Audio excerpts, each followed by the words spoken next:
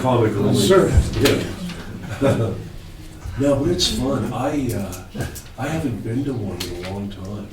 Yeah, been a They while. haven't had one in several years. Okay. They kind of cut it off after COVID. Okay. I was naming him Andy and I Karen. didn't know anything about it until. We're doing okay, aren't we? Former champion. You have to- Oh, yeah, it's an ongoing obligation. We're here. That's right. Yeah, When that's is it. that? The spelling bee Better was be last here. week. Oh, Yeah, and she That asked other me I'll to see join this the in your neck of the woods over there. No, you No fires, no snakes, that's a good thing. That's not much hard about any of this. Oh, I saw you pick I want to get smoked out. They're Great never American good smoke for out. you. They wait until you're at your most unflattering. Yeah. No, it was a great picture. Yeah, I came in second. You did? So, no, she did. What's the team's doing? Yeah, I usually Gave me a do haircut, this, boy. but I know. It's No. supposed to be 82 on Next year, it'll be a good. It'll be a lot I warmer have to today. study up. I gotta go Yeah. several rounds with Melanie. I'll Say lose to her 82? eventually. but- You gotta go toe to toe. At least they're 10 rounds. Thursday, by Yeah. Thursday. Gavel me. So the time- Are we good? No, you're good. Are we good? Today is Monday, March 24th. It's 3 o'clock in the afternoon. And this is a work session. Item number 1 is a tour interview. Is somebody here to interview for He's not tour? here. I'll go make a phone call and see if he's just ready to. Another strike in your... Yeah. Okay. Shall we go to number 2? Is Jen here? She was. She's downstairs.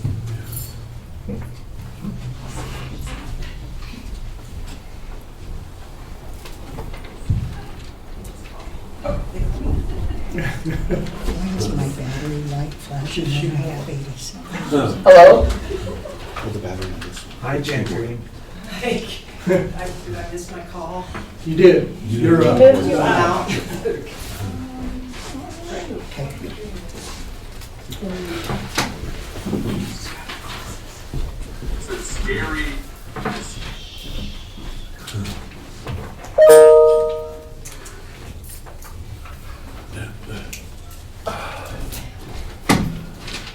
All right, well, Hi Jen, how are you? Hi, Hi, Jen. Mayor, council members, thanks so much for your time today. I know it's precious.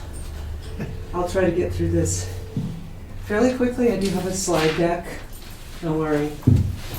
My goal today is to share with you a little background about Trinidad Trails Alliance, so we're all on the same page moving forward and get caught up on what we've done with the city. And share a little extra insight on what's going on at the wormhole for y'all.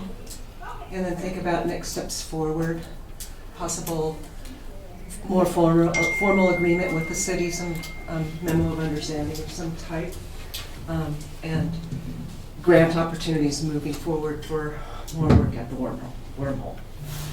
So, let's buzz through these slides. Trinidad Trails Alliance. You're not getting the full screen there, sadly, but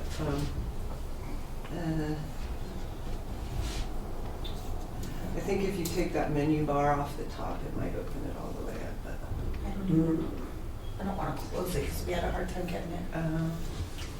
so that X right there, yeah, that should do it. There's a clicker.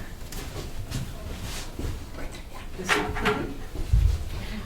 So, trail report and wormhole update. There's a bunch of us out at the wormhole working on trails. Where do I put this?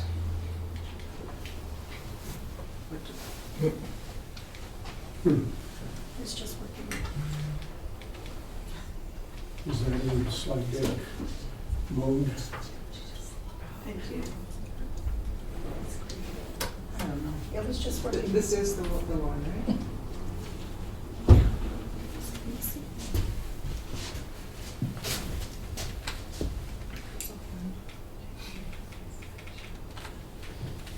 You just have to click it and Yeah. inch it up. All right. So Little background, Trinidad Trails Alliance is a volunteer nonprofit organization here in Trinidad committed to engaging, educating, and empowering residents and visitors in supporting sustainable outdoor recreation through trail building, maintenance, and stewardship of local outdoor spaces. And one of our mantras is keep it simple, fill in S. So very directly, we try to avoid mission creep and stick to this as our main guidepost for all of our work in the community. Little history, started with training at Trinidad State College trail building program in 2021 that I did. After that, we held a fall community meeting just to see what level of interest in trail work and trail development and community engagement was, and when people showed up. So that was the impetus to incorporate in 2023. We have a 5-member board, and in the time since we incorporated, we have put together a group of 175 or more people that come out and enjoy the outdoors with us in one way or another. We have an ongoing successful collaboration with the tour office. Jared and I work closely together on a regular basis. And just for metrics, in 2024, we counted 667 volunteer hours, which if you do the math on what about volunteer hours, whereas in Colorado, that's about $23,000 or more in labor value. Community-wide, not just in city property, but we do like to account for that value in our volunteer work. Many partnerships are what make us strong. The city, of course, the tourism office, CPW, an animal shelter where we did work building a little trail last Saturday for the doggies, Army Corps of Engineers, PWP, Levita Trails, the Honey Farmers and Trinidad High School. We've worked with the kids at the high schools. So Go Miners, TSC, as I've mentioned, ABC Disability Group, and then Lifetime Fitness. Since the first year of the Rad Dirt Fest, we have provided and coordinated volunteers for that event.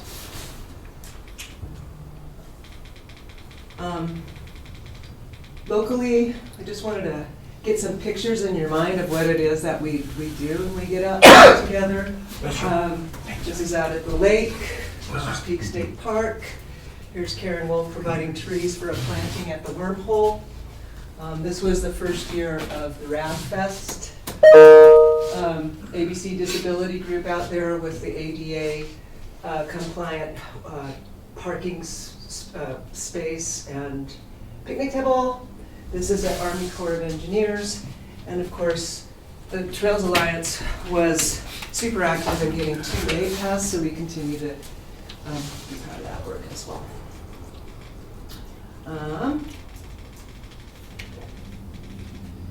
Youth is an important part of what we do. So are elders, so is everybody. A healthy community, starts from the cradle. So we have worked with high school kids, supporting them to get outside with a giveaway bike and skateboard. There's Bob Holder. We had a birthday party for him out at the Wormhole. This is one of my favorite pictures right here. This is one of the youth that came out for our paid work sessions last summer with one of our more veteran community members working together. And we have reached out to the community officially with a questionnaire to get community input and engagement. So we're doing our due diligence with that as well. Okay. Let's talk a little bit about the Wormhole now. Just a quick show of hands. Who's been to the Wormhole? It's remarkable. It's a wonderful asset that we have in our town, and I've noticed that a lot of people have not been there. So I encourage you to enjoy these slides and inspire you to get out there. This is what it looked like several years ago before we worked with the city to get the parking lot fixed up. This is an example of why it's called the Wormhole. And then there's some volunteers gathered. So the wormhole passed 600 million years ago. Underwater creatures left their mark. Then in the 1900s, it was Kucha property, and you can still see remnants of ranch activity there. Also, I would love to know more about the dump site there and how Trinidad has historically disposed of its waste. Because there's incredible finds, old cans, bottles, things buried out there that quite something. City purchased the land in 2013, I think. And in 2014, community members plus Parks and Rec got together and started to build trail there. So we are in our 10th anniversary of the wormhole this year. They contracted with AmeriCorps to build the wormhole loop and the sandstone loop up at the top.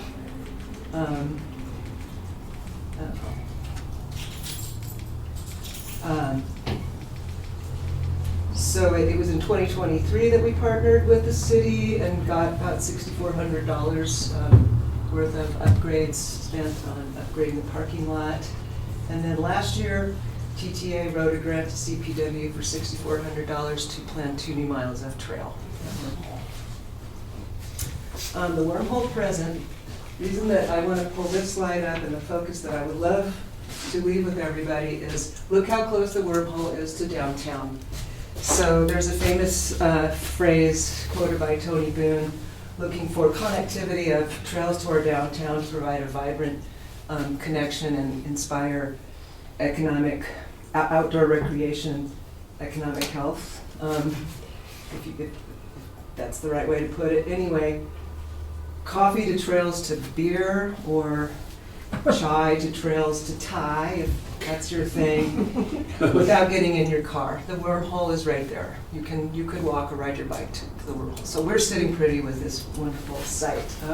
40 acres, 4.5 miles of completed trail. It is listed publicly for anybody who wants to Google search it on All Trails, Mountain Bike Project, Trail Forks, and Cotrex needs an update. We need to keep that updated because trails continue to grow and people check out these sites before they decide to stop in Trinidad. So, of course, obvious connection to Simpson's Rest. Who knows the future of that, but it's close and I have high hopes for that. Just some beautiful pictures of what you get to see when you're out there. Peek in the background, this is the state cactus, the claret cup cactus that grows in abundance at the wormhole.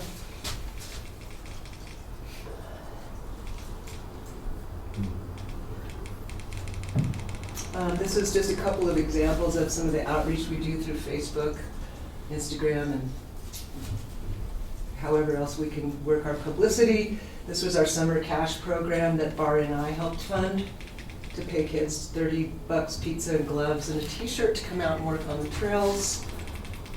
We did get Tony Boone in here working with Purgatory Watershed Partnership to pay him to teach a trail building workshop, which resulted in a half mile of new trail built. We call it Can. A lot of cans out there. And then we did get the non-motorized trail grant from CPW last year and got 2 new miles planned. Okay, so the wormhole future. We have these 2 new miles ready for construction, so we'll look forward to another CPW grant, which TTA can again administer. That's something we want to look into. An official map and trail signage is something that we are halfway to, and we want to really formalize that so we have a good solid map that can be shared and posted. There's opportunities for wildfire mitigation out there. Connecting across the saddle to Simpson's Rest would be so amazingly awesome. I don't have to tell you what that could be like to connect a trail system with an historic site like that. Karen's bringing in some additional trees. We'd love to see more shade out there. And then finally, really one of the main reasons I'm here today is to talk about a letter of adoption or an MOU of some kind between the city of Trinidad and TTA, so that we can continue building on this relationship in good faith and continue writing grants, etc. These are what the signs look like to date at the trail.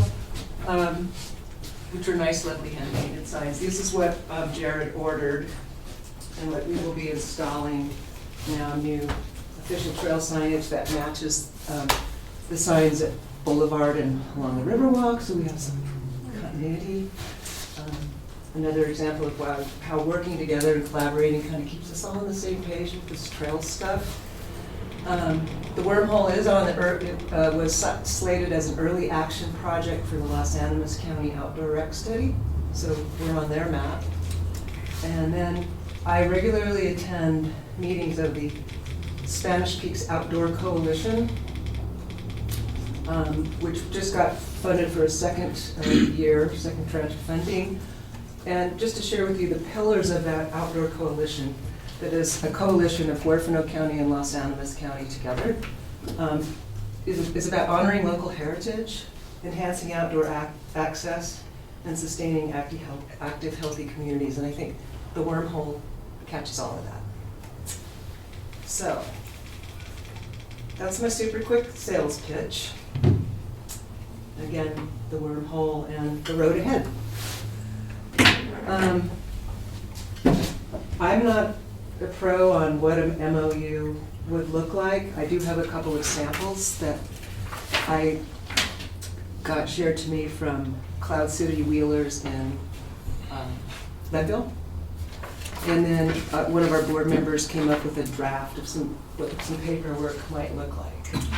Happy to take those from you. I think this is where they go.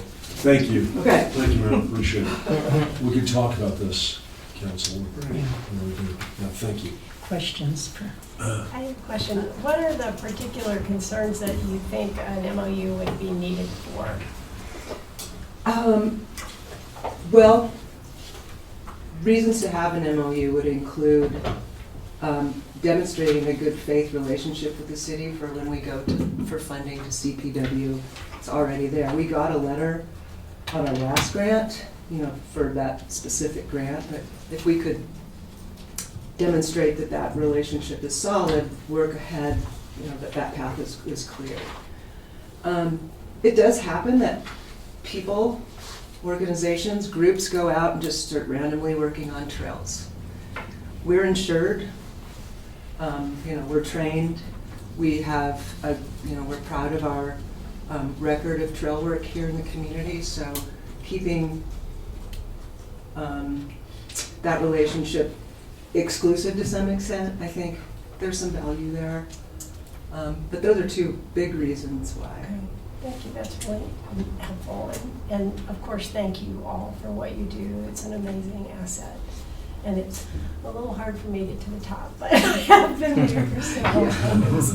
It's a tough climb. It is. Well, that's one of the new miles that we have flagged is a gentler ascent. Oh, good. That's one of the things that we've been aware of and addressing, yeah. All right, thank you. Yeah. Hi, Jen. Hi. Thanks for the presentation. Are you still meeting with volunteers the first Saturday of each month? I used to put that on the second Saturday. Saturday, I used to put that on the radio, but I didn't know if you were still doing that for trail maintenance. I owe you a calendar, which we're still, with a couple things up in the air, but generally we hold the second Saturday. Second Saturday. In the next couple of months, there's a lot going on, so the watershed, PWP has some things going on. We'll try to collaborate with them. But we will always hold out for that second Saturday, and I'll get you some information as soon as And we it's, finalize our is it calendar. still, at what time? At noon? We typically go in the summer, we start earlier before it gets Earlier. too hot, like 9 to noon, in the winter 10 to 1. But that might change. Yeah, just give me some yeah. info. Okay. Thanks, Jen. Frank? I want to comment, I grew up when I was a kid, we did all those trails, we did everything. So don't change them too much and make it too easy. Because that's what was pretty about that. I know, some of the older folks, but, when we were kids, Who's talking, older that's folks? what I said, I'm older. When we were up, we were kids, we grew up there. They used to have caves and stuff, of course, then they destroyed them because kids were falling in them and stuff. But yeah, it is a beautiful place. And I think if you don't change too much, I think it would really look pretty. Yeah. It's a great area. It's It really is. unique to our region, and again, that ranching history Right. piece and agricultural history is a value and a pillar of the Spanish Peaks Outdoor Coalition and also Trails Alliance.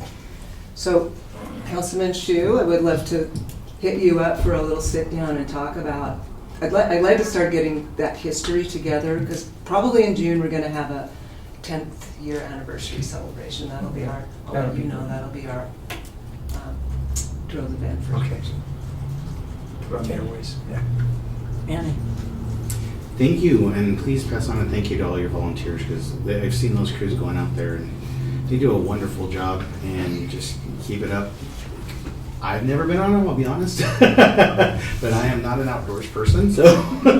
But I encourage anyone else that really wants to check those out, because they look beautiful. And it's like I see everybody in the constant flow, and that helps everybody. We get a really diverse group of people, out-of-towners, people from in-town, people of all ages that come out, and you can just take a small bit of it if you like, and not get up to the top. One of my favorite events was we had kids out there and we were hiking and building trail, and some guys came out with electric trucks, little electric motorized trucks, and used those on the trail. So, like, who's to say? Yeah. Trinidad, we can define trails and outdoor recreation the way that's fitting for our population, and that's one place that TTA really stands strong, so. Wonderful. Thank you. Thanks. Thank you so much for everything you guys are doing. Naaman, do you have any Jim questions? Green, Hey! good to see you. Yes. Always good to have you in the mix, especially in the outdoor. Yeah, I've been laying low a little. Right, in the outdoor mix. How often do you get up there in a month's time with the wormhole? Oh, a couple times a month personally. Yeah. Yeah, I mean, it always needs a lot of work, and it is our home trail. Back to Councilwoman Ogletree's question about the MOU, like, we have come up with a maintenance plan as part of our last grant from CPW, so we can, if we can work more officially with the city, then we can keep track of that stuff. And also, city crew members that might be out there won't be questioning who these folks are, you know? So that conflict can be avoided if we have a little bit more. Yeah, from these pictures, it looks way more tame than it started out. I've been up there a couple of times, and I usually try to go up there during the cold months, like a weirdo, like with the bears and all that other. Uh-huh. Yeah, but Mountain lions. yeah, Rattlesnakes. You're right, but it looks good. Looks good. Yeah, I hope the slides were able to share with you at least a visual image of what's waiting for you out there. Everybody get out there if you can. All right. Appreciate you. Any other questions? So are you saying everybody should have a first aid kit when they go up there? Rattlesnakes. I've already got bit by a You need one rattlesnake. So. when you walk out the door. You remember, we were teaching when I got bit by a rattlesnake. You, We were teaching. yeah. Yeah, that was 25 years ago. They're out there. Okay. You remind me of something. You probably all wanting a T-shirt. Yeah. Yeah, so I have them in the car. I just need to get your sizes, and I want to make sure everybody has a T-shirt if they want one. So can you collect T-shirt sizes for me? Because I know you will. That picture on the left is beautiful, with Isn't the that peak great? in the background. Yeah, and the cool thing about this is Trinidad down here. You know, well, you can see the flag, but you got to come up close to really pick out. There's a city between these two incredible outdoor assets right here in our backyard. So Trinidad Trails Alliance has been one of the most consistent organizations in Trinidad. You know, you have a goal and you've kept on it all these years, 10 years. And I, for one, if that'll help you with your mission, I think an MOU, I'm not the attorney here, but, you know. if Well, the there- attorney takes orders from you guys. But I'm happy to do whatever you want to if it- do. Yeah, I think Yeah. it's a great idea because we gotta try and get them as much grant money as we possibly can. Right. But it's amazing what all you do. I'm too old now to do that kind of stuff, but it's, okay, you come with me, Jen. you're on. Okay. Just dial 911. Yeah, seriously. But I think what you guys do is amazing, and I want to thank you personally for doing that. Thank you. You know, times through thick and thin, we try to keep it simple and try to keep our eyes on the prize, which is this. So it's kind of a no-brainer, to be honest. Your KISS theory must be good because you're very productive. Very productive. I have an amazing board that are a working board that keep me in line. What do they try? That's a tough job. Yeah. You know me? Yeah. A few of us are here. There's my board. Yeah. Thank you. It's like they work on the music. Thank you, those in the audience. Thank you so much. All right, no other questions? I guess we'll keep in touch. Yeah, talk And amongst work something yourselves through. and, Yeah. And maybe staff could even talk to Jen also, Mhm. Yeah. in talking, yeah. For sure. Get more of your thoughts. Mhm. Be great. Right. Good. Good. Thanks, Jen. Thanks so Thank much for you. your time, honestly. Thank you. Really do appreciate it. I see you have your cheering squad with you, Jen. Yeah. Is Mike McNeil here? Yeah. Mr. McNeil, we switched the agenda around because you were a few minutes late. So you are up next, a tour interview. I need to come up to the podium. Please.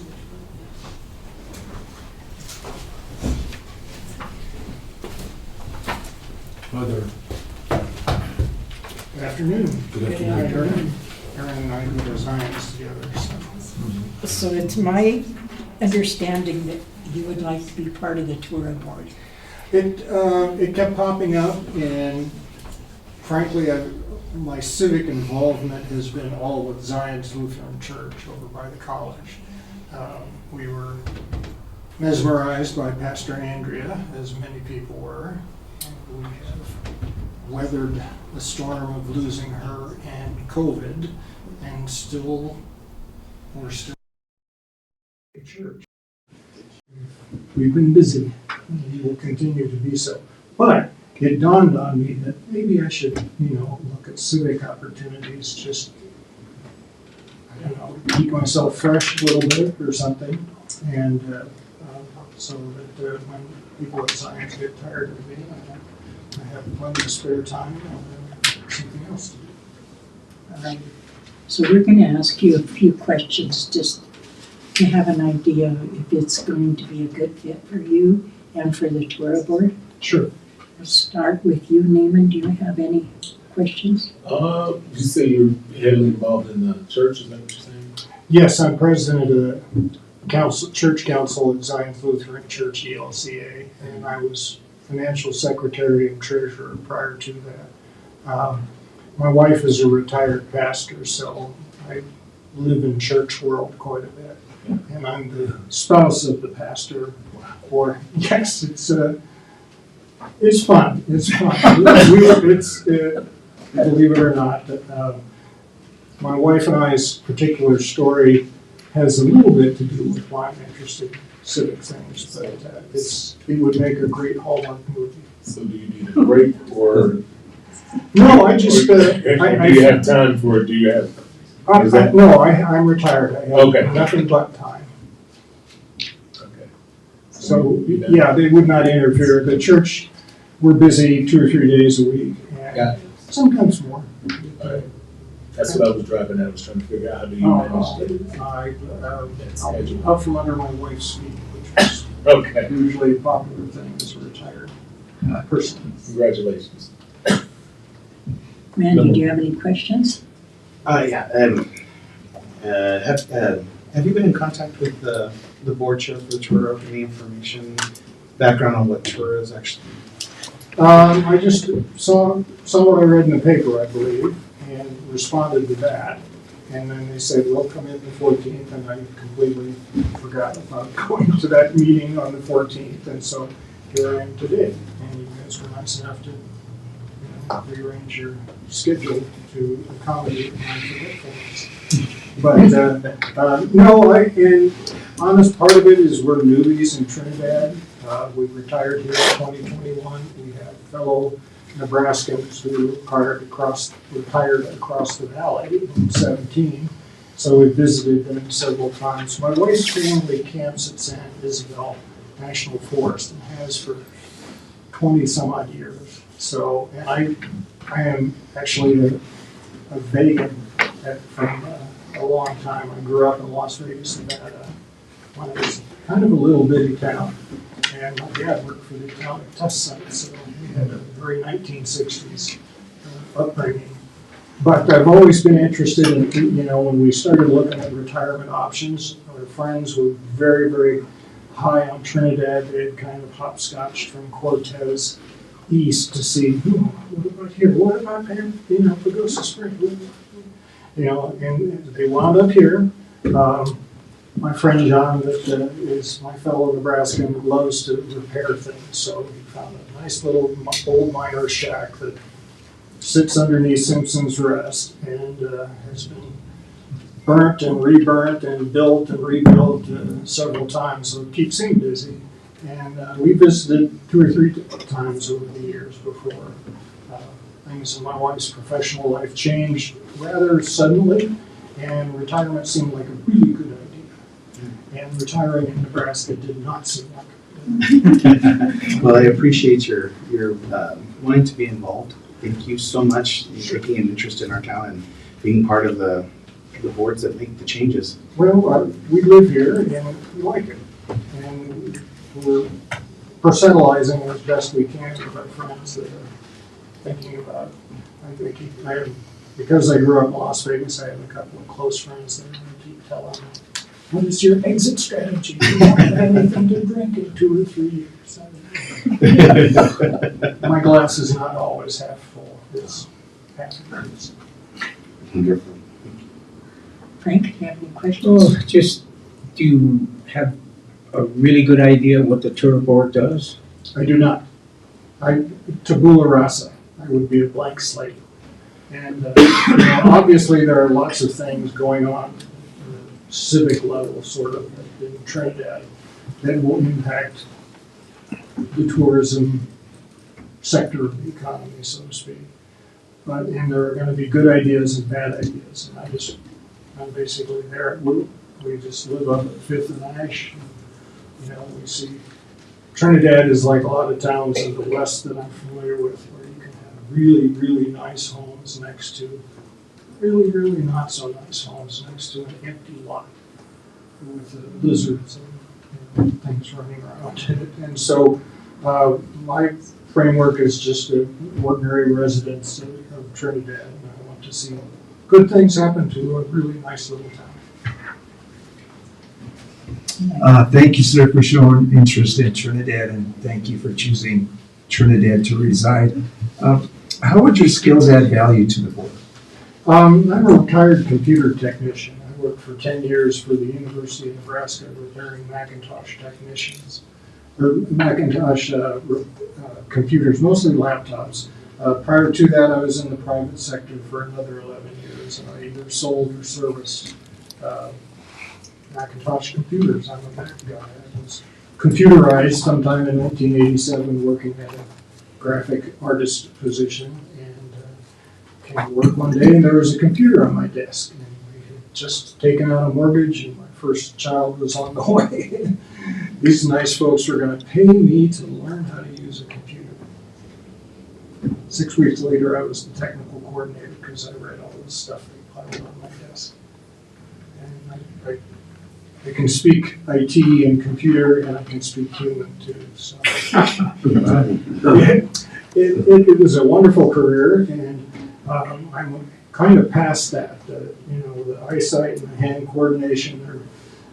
Plus, they make computers smaller and smaller, and it was quite wonderful. But no, you have a lot of what I would call linear thinking in the computer world. We used to joke that we never let programmers pick up a screwdriver in the shop because they might try and do something. I was a hardware guy, and hardware kind of gets simple. I mean, the actual techniques are not, and some of the dealing with Apple corporate are definitely not. I missed a pay raise one year because of overheard phone conversation. I was not particularly proud of. But, no, because it's so linear and very straightforward, that it kind of rewards that sort of thinking. It doesn't mean I'm particularly linear. Anybody that knows me would say it's probably not. But no, I worked in professional office services before that, so I'm used to dealing with professional people. And I know I actually knew what an MOA is because I used to write RFPs for an architectural firm. And I lucked into computers late, and when you're 45 and still have the mortgage and have a couple more kids, somebody wants to hire you to do something very specific because you happen to just have that particular knowledge. And the same was true 11 years later when I worked for the University of Nebraska. I was an ACMT, Apple Certified Macintosh Technician. So the University of Nebraska makes a lot of money selling computers to incoming freshmen and women and to the staff and everybody else. So the Apple campus store is a significant portion of the ecosystem. And if you don't have an ACMT, you don't have an Apple campus store. And so it's nice to be needed. Thank you. Karen. Thanks for being here. Sure. I noticed in your application you said one of the reasons that you're interested in serving on a board or committee for the city of Trinidad is that you want to see Trinidad make the most of its considerable opportunities and address its many issues. What can you tell us about what opportunities do you see, what issues do you see that you think the Urban Renewal Board should take advantage of? Well, the COVID taught us a lot of lessons, and some of them we haven't learned yet. But the notion that we can have people work, live, and basically live and work in Trinidad, but they don't have to be in the office in Denver, Colorado Springs, Chicago, Tel Aviv, wherever. We could have the IT infrastructure, and that's kind of my professional angle to it. That that'd be really wonderful.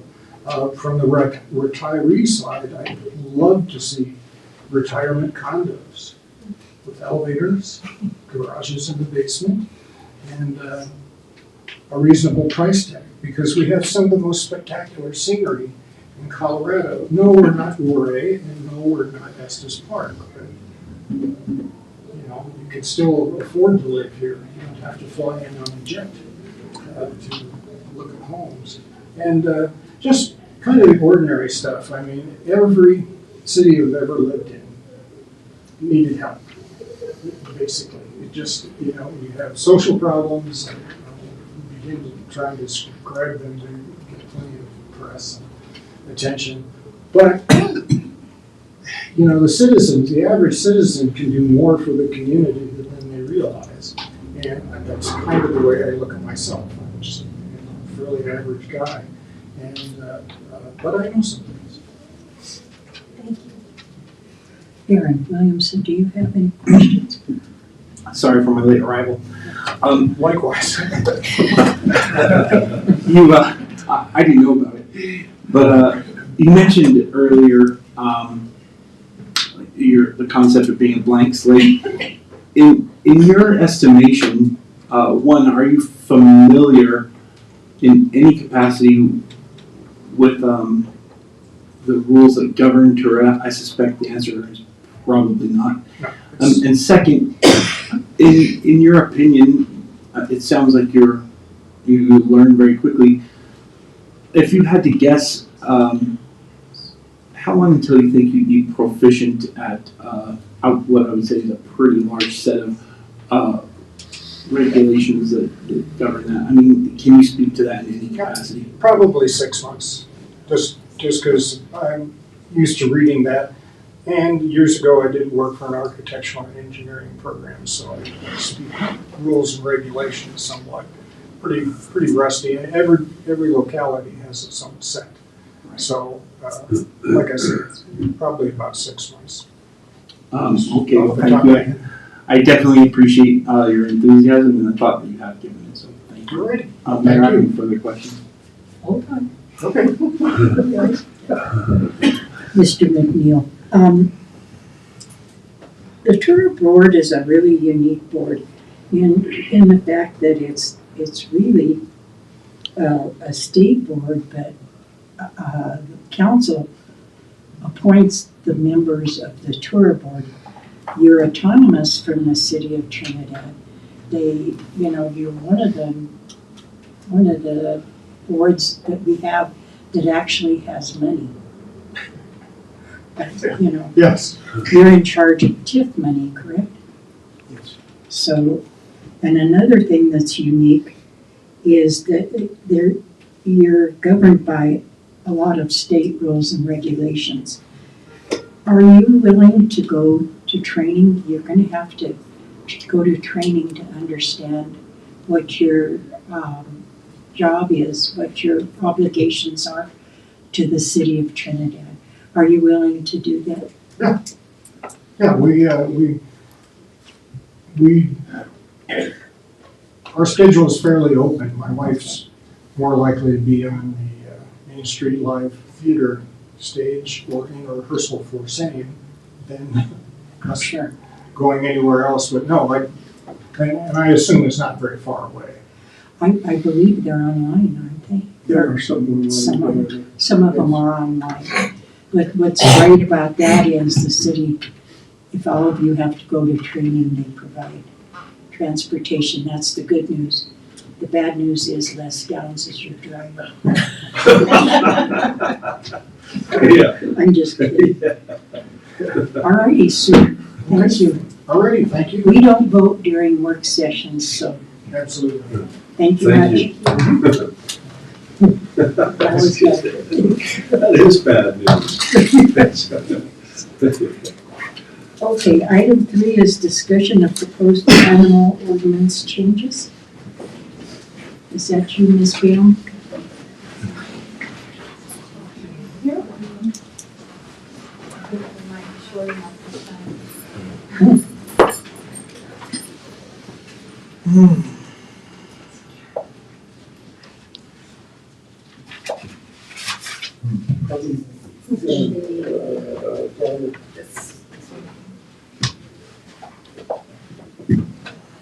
Mayor, council.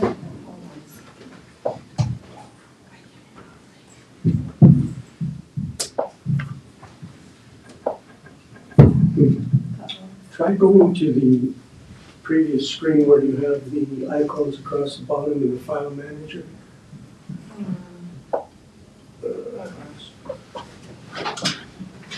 Is it that icon on the right?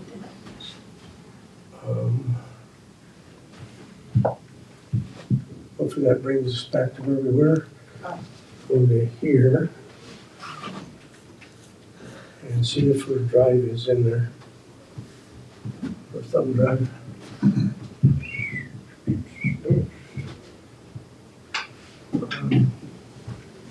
Try putting it in a different slot.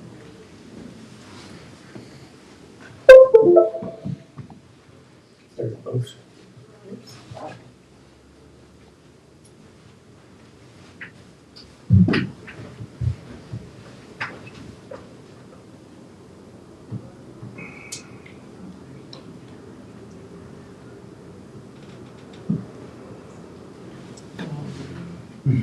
Good job. And hit play slideshow. Mayor, council, thanks for having me today. That's not fair, Ken. So I just Yeah. wanted to take a few minutes to do a quick recap of where we're at from last time. It's been about 6 months since we did one. So.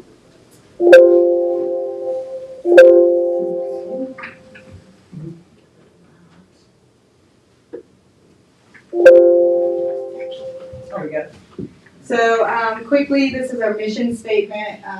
We pretty much stand pretty heavily on it. The mission at the City of Trinidad Animal Shelter is to provide compassionate care and support for all homeless animals in our community. We're dedicated to promoting responsible pet ownership, finding loving homes for our shelter animals, and advocating for humane treatment of all animals. That's done through education, outreach, and collaboration with our community. We strive to create a more compassionate society where every animal is valued and respected.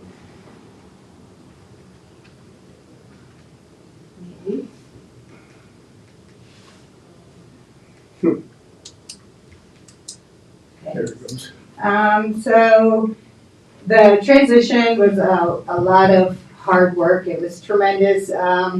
We have both local veterinarians as our VOR, that's our vet of record for PACFA. We're required to have one, but we have both of them. We're dealing with quite a bit. We kind of need both vets on hand. And so we're working well with other local animal groups as well. We've partnered with Pales with some traps and some intakes on neonate kittens when they're doing their TNR surgery. Sometimes they find tiny kittens that aren't quite old enough for anything to be done with them yet. So we are able to take them in, and then we've lined up with them with PACFA on they're starting to do a TNR program at their new store. They're going to have a lot of kittens and cats kind of left there, so they will be doing an intake as a foster advocate for us, where they're able to hold them at that location. So that's helpful. And then we've also teamed up with the Colorado Pet Pantry, just helping to assist our community with some food supplies. We're collaborating with the Walsenburg Animal Shelter. They are a tiny animal shelter that can house 8 dogs maximum capacity and no cats. So they are often at max capacity on any given day. They need all the help that they can get. So our current staffing, last time I was here, we had requested to get one more full-time kennel assistant, and we have managed to do that, so it's fantastic. We have our myself as the shelter manager full-time. We have a medical vet tech full-time, adoption front desk, transfer partner, and now our one kennel attendant. So we're still looking to have maybe one more kennel attendant that is full-time, because with the dogs being so, you have to have 2 people at all times handling them for safety. So if somebody comes in at 3:30 to visit with a dog and somebody else is busy helping or there's a meeting, oftentimes we can't have that meet and greet happen.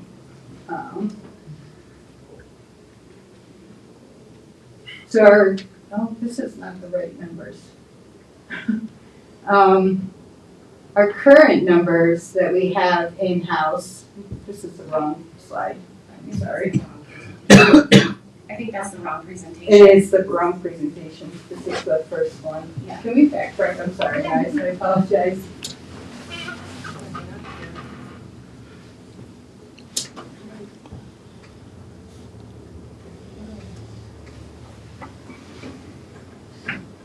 This is our first 6-month update that we've done with you already, I apologize.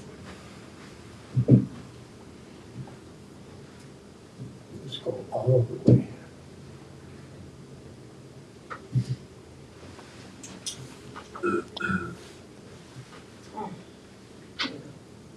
There's no need to apologize. It's important information. So. We'll get it, I'm sure. Or maybe not.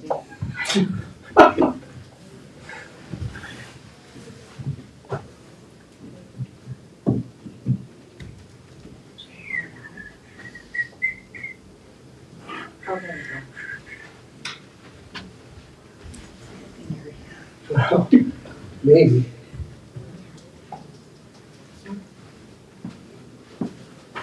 I think it was the top one. This is the one that stayed, right? Should be the recap. Yeah.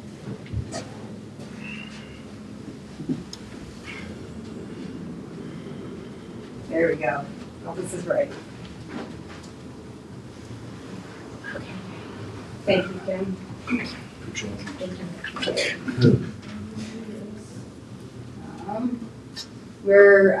I've been working with a lot of advocacy groups and state legislators, working on some bills to be passed. We spoke last time I was here in regards to the sale of puppies and kittens alongside the road. So we've diligently been working with several legislators out of Denver and the Arvada area, trying to co-sign that bill in any way that we can and support it. It's something that we deal with in our community on almost a daily basis. You can see them on any chatter page, there's always going to be a litter of pups or kittens for free or for sale. Our transfer partnership has blown out of the water. It's what is keeping us above water. Without that, I think we would be in some trouble. We've probably tripled transfers from 2023. We've updated our laundry room and fully furnished the meet and greet rooms due to some donations from Noah's Ark. Gave us some furniture and some wall shelves and some stands for those rooms, so they are beautiful now, and I'll show you some pictures that came out great. We're still working with volunteers, always needing more volunteers, but we're up to about 13 now that are steady, so that's a great improvement. We just renewed our PACA license. We're still waiting on our inspection. That is a surprise inspection with PACA. They just show up unannounced. Not anticipating any issues. However, the doors to the dog kennel rooms with the moisture and the wooden doors, it's just kind of getting beat up a little, but we have a work order in progress with Angelo, and we've ordered all the parts to cap the bottoms of those doors to protect them from further damage. So we've achieved excellence in our regulatory compliance with PAC for the state. The shelter had ended 23 with 164 violations. We ended 24 with 1.5 non-direct violations. Those two violations, one was a building issue where we needed to paint a piece of wood underneath our grooming tub. It had to be sealed. We hadn't achieved that yet. And the second thing was a grooming loop wasn't quite the right type of grooming loop that the state would like us to use. So we corrected both of those within 2 days, and they were taken away. Great job. Yeah. It's amazing. So this is our new signage on the front of the building we were able to get up. These are the meet and greet rooms. The local kids from college came and put their love on the walls and brought a lot of life into it. We put the chairs, the carpets and things in there just to make it a little more homing, a little more enjoyable. So when you're coming to sit back and get to know an animal to hopefully take them home, you can sit comfortably while doing so. Okay. Our current numbers as of the 20th, we had 23 dogs in-house and 5 cats, and we had 1 dog out in foster and 6 cats for a total number of 35 with 13 foster families. So our maximum number is 20 dogs and 25 cats. So you can see we're already kind of pushing that max number. And that is kind of, if there's 2 small dogs that come in together, they can be housed together. So they can be in one kennel, but that can only happen for so many weeks before we've outgrown the size, and now we need a bigger space. So at sometimes we will go above the 20 threshold, but it's all dependent on how they come in, if it's a litter of dogs or so. So the comparative analysis between 23 and 24 for us, the shelter faced significant struggles maintaining the PACFA license and compliance, which is regulated by the Colorado Department of Agriculture. So issues with facility conditions, operational management, and regulatory violations raised concerns about how the shelter in Trinidad's ability was to provide care for animals. And so additionally, those struggles negatively impacted the Trinidad's reputation within the state and among other animal welfare organizations. We had the worst record in the state, and that was passed around from facility to facility. Animal welfare people, they all talked together, so we could get touched for a little while. And they were able to have 393 outcomes at the end of 23. So in 24, we have cleaned out pretty much all of the bad reputation that was held in Trinidad. We stand as a reliable, ethical, and fully compliant organization, demonstrating how proper management, commitment to best practices, and a focus on rebuilding trust can define a shelter's success. We're fully PACFA compliant, ensuring that all facility operations, animal care protocols, and record keeping meet or exceed state standards. That's one of the biggest things in running a shelter is meeting or exceeding the state standard that they set. We work tirelessly rebuilding Trinidad's reputation within Colorado's animal welfare community, building strong relationships with leading rescues advocacy groups in our community. We hold a clear record with the state for tackle violations, both direct and indirect, and we had 435 live outcomes last year. So those live outcomes consist of adoptions and transfers to other facilities. Transparently, most of those live outcomes are going to be a transfer partnership. So here's the comparative analysis between Noah's Ark Animal Welfare Association and what we've achieved as the Trinidad Animal Shelter. So you can see that we've transferred out 170 animals in 24. We returned 93 animals to their owner. 90 animals were surrendered to us, and we transferred in 3 dogs. And this is the not live outcome that we're dealing with. You'll see a stark contrast between Trinidad Animal Shelter and Noah's Ark on Died in Our Care. Those are, we have really bad litter seasons. They're entire litters of kittens, where it's feline leukemia, which stems from not vaccinating your animal, and they get pregnant, and then the whole litter will pass away shortly after birth. So we unfortunately had 2 full litters that we lost this past year. We have 10 euthanasians, where Noah's Ark had 5. That's going to be a behavioral or like severe dangerous dog behavioral issue, where they are not allowed in the state. We can't transfer them out. We can't have them in our shelter. They were non-trainable. We put them on medication. Nothing seemed to help. As well as if they come in and they've been hit on the roadway in our community in the city limits, that goes on to the city of Trinidad. They become our pet at that point. They're intaken through the shelter, and then we send them to the vet, and if it's too far gone, the vet will make a decision to euthanize them at that point too. So just so there's an understanding of the difference in numbers. Okay, so this is going to be our adoption, stray, and seized custody. So we had 173 adoptions in 24. We had 306 strays and 157 seized custody within our community. Most of the seized custody is going to be stray running in the street, or if our law enforcement has to stop somebody and they have a pet with them. We are quite a bit down from Noah's Ark on adoptions. They achieved 259 adoptions under their tenure in 23. We are at 173. Adoptions are down across the state. We have an overpopulation across the entire state. So the proposed ordinances that I came here today to talk about was to remove the language of the 3-dog, 3-cat maximum and have just a 6-animal limit.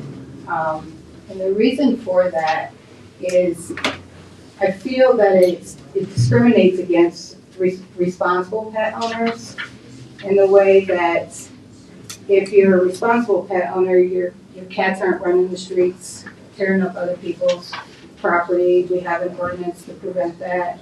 You know, you're not letting your dogs outside barking all day long, driving your neighbors crazy, and you're required to pick up their feces as well, so it's not an odorous problem.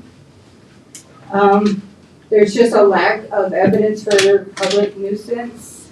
There's some neighbors that have 1 dog and their dog will bark all night long, or some people that have multiple dogs and you wouldn't know, you never see or hear them.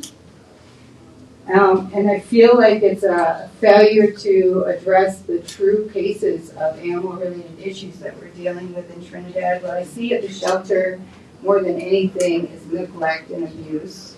I see animals that come in that are extremely emaciated, sick, have never seen a vet. They are intact. They've been left intact their entire lives, so they now have different types of cancers, different types of infections that will kill them because they've been left intact and not spayed neutered. These are the things that I see at the shelter a lot. I think that it's inconsistent with some of our other regulations. We don't have any regulations on how many vehicles somebody has in their front yard. We have lots of homes that have, 7, 8 vehicles that are just sitting there. We have people who are performing, like maintenance on vehicles in the roadways on Nevada. So I just feel that there's a lot of other regulations that this isn't matching up to. It's financially and a logistical burden on animal control. If we're removing animals from a loving home simply because they have too many, they have a disgruntled neighbor who wants to call on them, and maybe they have 4 cats, and we remove a cat from their home that's well vetted, well loved, in the home, being cared for responsibly, then it goes to the shelter and it waits till maybe it gets picked up. So I just feel like it's kind of an overreach on property rights. People who own their home and can manage their pets responsibly and follow all of the rules that we have. They're fairly easy to follow. You just take care of your pet, you clean up behind them, and you don't cause a problem for your neighbor. So it discourages community-based animal welfare efforts. It's in regards to that, it has a lot to do with foster. So if somebody already has pets in the home and they've already superseded, then they can't have another pet. Sometimes we run into situations, and it's kind of frequently, that I have to deny an adoption application based on they already own 3 cats. And they could provide with no problem for a 4th cat and have the means, have the home, have the care to do it the right way and not just get an animal to throw it outside. And so it just kind of contradicts the efforts to reduce shelter overcrowding, because it's a problem that we have in the entire state. It's not just Trinidad, it's a statewide, it's a countrywide problem. This thing really started in 2020 with COVID. Everybody had money, everybody had time, they all went and got pets, and then COVID went away, and so did the pets. And so the states are just inundated with too many and not enough space to put them. So it just kind of hurts our effects in finding great homes when we can. And I have to tell somebody, I'm sorry, you can't, just simply because you already have 3 cats that are okay. Or 3 dogs. So the reasons for removing it is removing the 3-dog, 3-cat limit aligns with property rights, responsible pet ownership, and effective animal welfare strategies. Instead of enforcing arbitrary limits, we should focus on proper pet care licensing and nuisance prevention through existing laws that we have. And so this is just some of the other consideration that I think that we should do. All domesticated owned animals should be microchipped. We need to increase our fees for everything, for the cruelty, for not spaying, not neutering, for no vaccines, and look at can we do some kind of progressive fee schedule so that we keep having the same people show up. I know the dog, as soon as it jumps out of the animal control's truck, it's in the parking lot. I'm like, oh, so-and-so's back, call their mom, call their dad. Like, we know these animals, it's a routine thing. I've had some people that have been to the shelter more than 70 times with the same animals. And so that's something that should be looked at. So maybe it would be a better deterrent if that fee started to go up each time. And then litter permitting. It's kind of like they're going to do it, and if they're at least registering with the city, PACFA requires you, if you're going to breed your animal and have more than 1 litter per year, you're required to have a PACFA license for the state of Colorado. So we can see the same litters and the same people posting up litters. There's a way that we could track the litters that are being born in our community, and then oftentimes being left in a hotel lobby or in our city park or at the shelter outside of the door. We might be able to curb the problem that we're dealing with. On a personal note, I've been in animal welfare for more than 20 years. I've traveled the whole country. I'm from the East Coast originally. My husband's a crane operator, so we've been fortunate enough to kind of see the world a little bit. For as small as Trinidad is, with less than 10,000 people here, we have a bigger animal welfare problem than communities with 200,000. You can't go down a street in Trinidad without seeing stray animals. You can't, every day, there's a bunch of animals posted all over, stray here, stray there. It's everywhere. I just came back from a week trip in a city of 200,000 people. I didn't see one stray animal. And I drove that city from one side to the other everywhere. We have a serious problem in Trinidad that we have to get a hold of and hold people responsible for what's going on to animals in our community.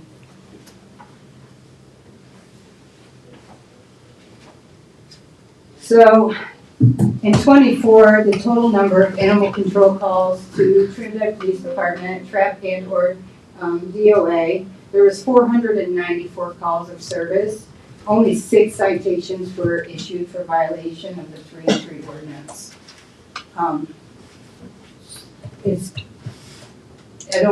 From those numbers, it doesn't look like it's a big problem for us with people having too many. This is typical abuse cases that I see on a regular basis in Trinidad. This is a young puppy who was left in a cage with a muzzle indefinitely until it started to grow into her skin. And the other is a dog that was adopted from the shelter as a small puppy and then was kept outside and was brought to us in this manner with that still tied around his face. Here's another case that we dealt with. This dog was 6 months old in the photo. He weighed 10 pounds. It's an extreme case of abuse. This dog was surrendered to us in this manner. This is him now. He looks amazing. He's been adopted, but it took a lot to get us here. This was hospitalization. This was touch and go. This was an amazing, amazing foster mom that took him home and helped us love him right, get him right back. So now he's in a great home, but he went from that tiny little guy. We had him for about 3 months before he was able to be adopted out. This is another case. This is off Main Street. This is Miss Jada. Jada, we believe, was a bait dog. Her canines were clipped, and that's oftentimes what we see when they're used for bait. They will clip the canines so they're not able to get a good bite. So they're just able to be attacked. She had multiple litters. We believe probably she was used to just produce more puppies for them until she was no longer of any use, and then she was thrown away. She had a lot of scar tissue on her. This is Jada now. She's got a new name. Her name is Harley Jade. She and her little brother were both adopted from the shelter and lived an amazing life. But again, this took a lot of time and energy, but these are the things that I see on a regular basis. I know that they're shocking, that make you sick to your stomach to look at, but this is what we see at our shelter right here in Trinidad regularly. Sherman came in at severe matting. The mats were starting to pull from his skin, so it was starting to rip his skin. We have a groomer on staff, and so she was able to transform him. He's actually getting adopted today. So this is some of the community engagement that we did in education. We're trying to get our community to understand what mistreatment of animals looks like, what abuse is, generational stuff. Well, sometimes their parents, their grandparents, their uncles keep their animals this way, so that's what's normal, and they continue the thing, but we're just trying to correct it and change it. We have another baby shower that's coming up April 27th at the shelter, if anybody wants to come to a baby shower. We've done some other activities. In 24, we did the Cinco de Mayo. We're educating our community about feral kittens and what to do when you find them. We have an upcoming Fur, Fins, and Feathers 5K we're going to run on May 3rd. So this is how you can connect with us.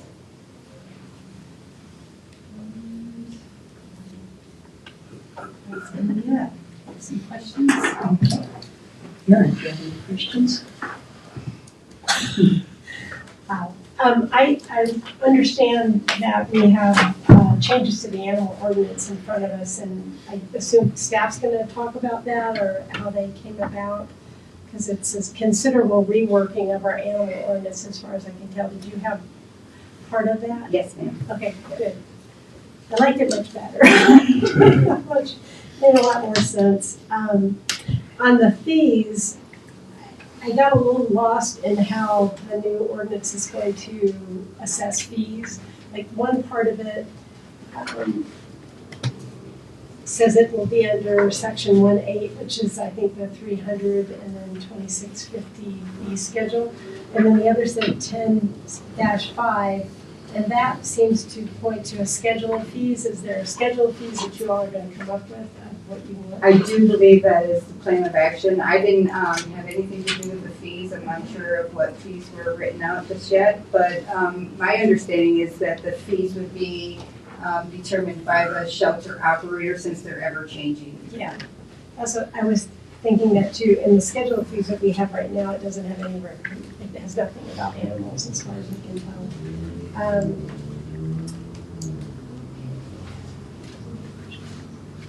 So we are repealing the entire chapter 4 and replacing it. Yes. Okay, so that one of the things in the ordinance itself, it needs to say that, because it doesn't say that. But any other questions? I have a good job. Thank you. So I'll, if I may, Mayor, just add that we're working on a resolution that covers the fees, so it isn't an ordinance change every time it's done by resolution. And kudos to Audra for putting this together from the last one that, the work session we had, it was jumbled with Audra straightening this out, so. I agree. Yeah. It's much more easy to read and find things, and it's excellent. Great job.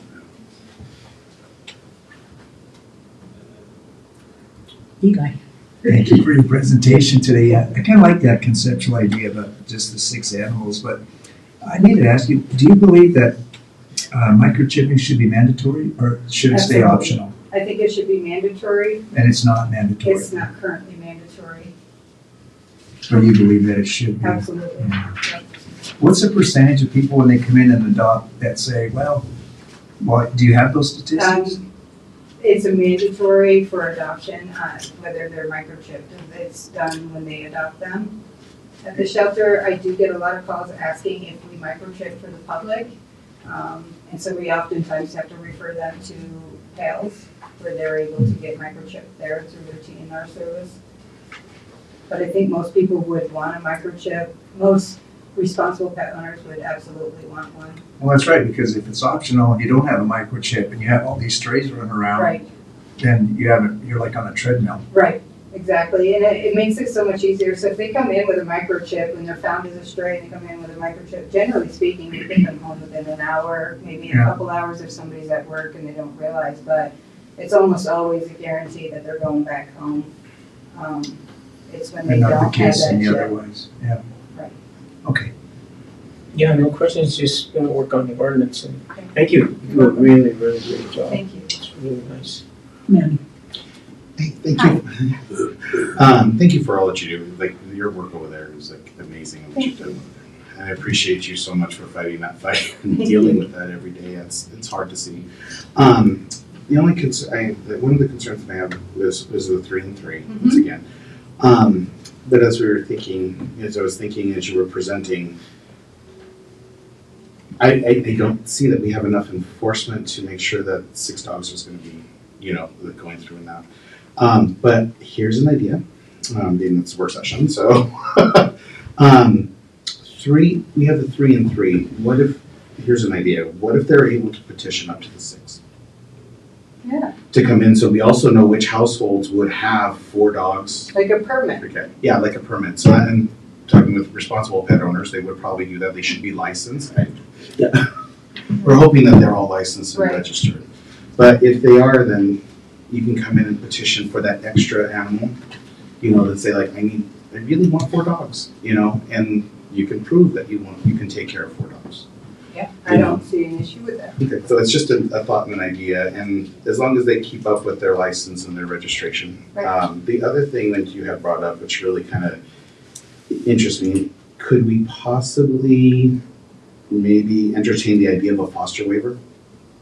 We could, so PACFA's state number is up to 8 animals, and that's including owned animals. So if somebody owns 3 cats currently, they could foster up to 5 animals.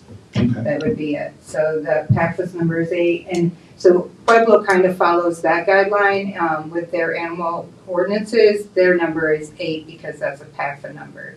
However, they'll tell you you can't have more than 4 adult animals of that 8 number. So that's an option for sure. Yeah, because I just figure this way we know what houses they're going into, where they're at, and we trust them. Yeah, I think that's a great option. Okay, and I do agree with you 100% on the progressive fines. There is, because I've talked to some of your staff, and there is repeated people going back and forth, and it seems the same, and they just keep going away with it. So I think we need to give it a little bit more teeth and see if we can get some grip on it. Maybe that's something we can have a future conversation on, sir? Sure. Thank you, and that's all I have. Are you sure? I could. That's all I could. Neiman. Thank you very much for your service, working with cats and dogs and animals. So just piggybacking on his thing with the permit and trying to get, trying to find out if we can have more cats and dogs. Is square footage part of that? Would be part of that to know how big your place is and can you accommodate and can you have enough rooms? Or it's gonna be like Pet Detective where all the animals are just in there. I think that if we would do a foster-based type system, they're required to have a home inspection that is outlined by the state. So it would be a space condition in there in that regard. It would be, but in somebody's home, if they're taking care of the animal, if they're cleaning up these animals, if it's not loud and it's not bothering anybody, then I don't think that space would be an issue. I wouldn't imagine that you would be able to maintain a clean space with 6 Right. dogs in a tiny, like shed home. Right. And do you have any Maine Coon kids down there? I don't, but if I get one, I'll call you. Right. First, thank you for the work you're doing. Obviously, I mean, it's got to be a really mentally difficult job to deal with that kind of abuse and everything on a probably daily basis. So thank you for what you do for our city.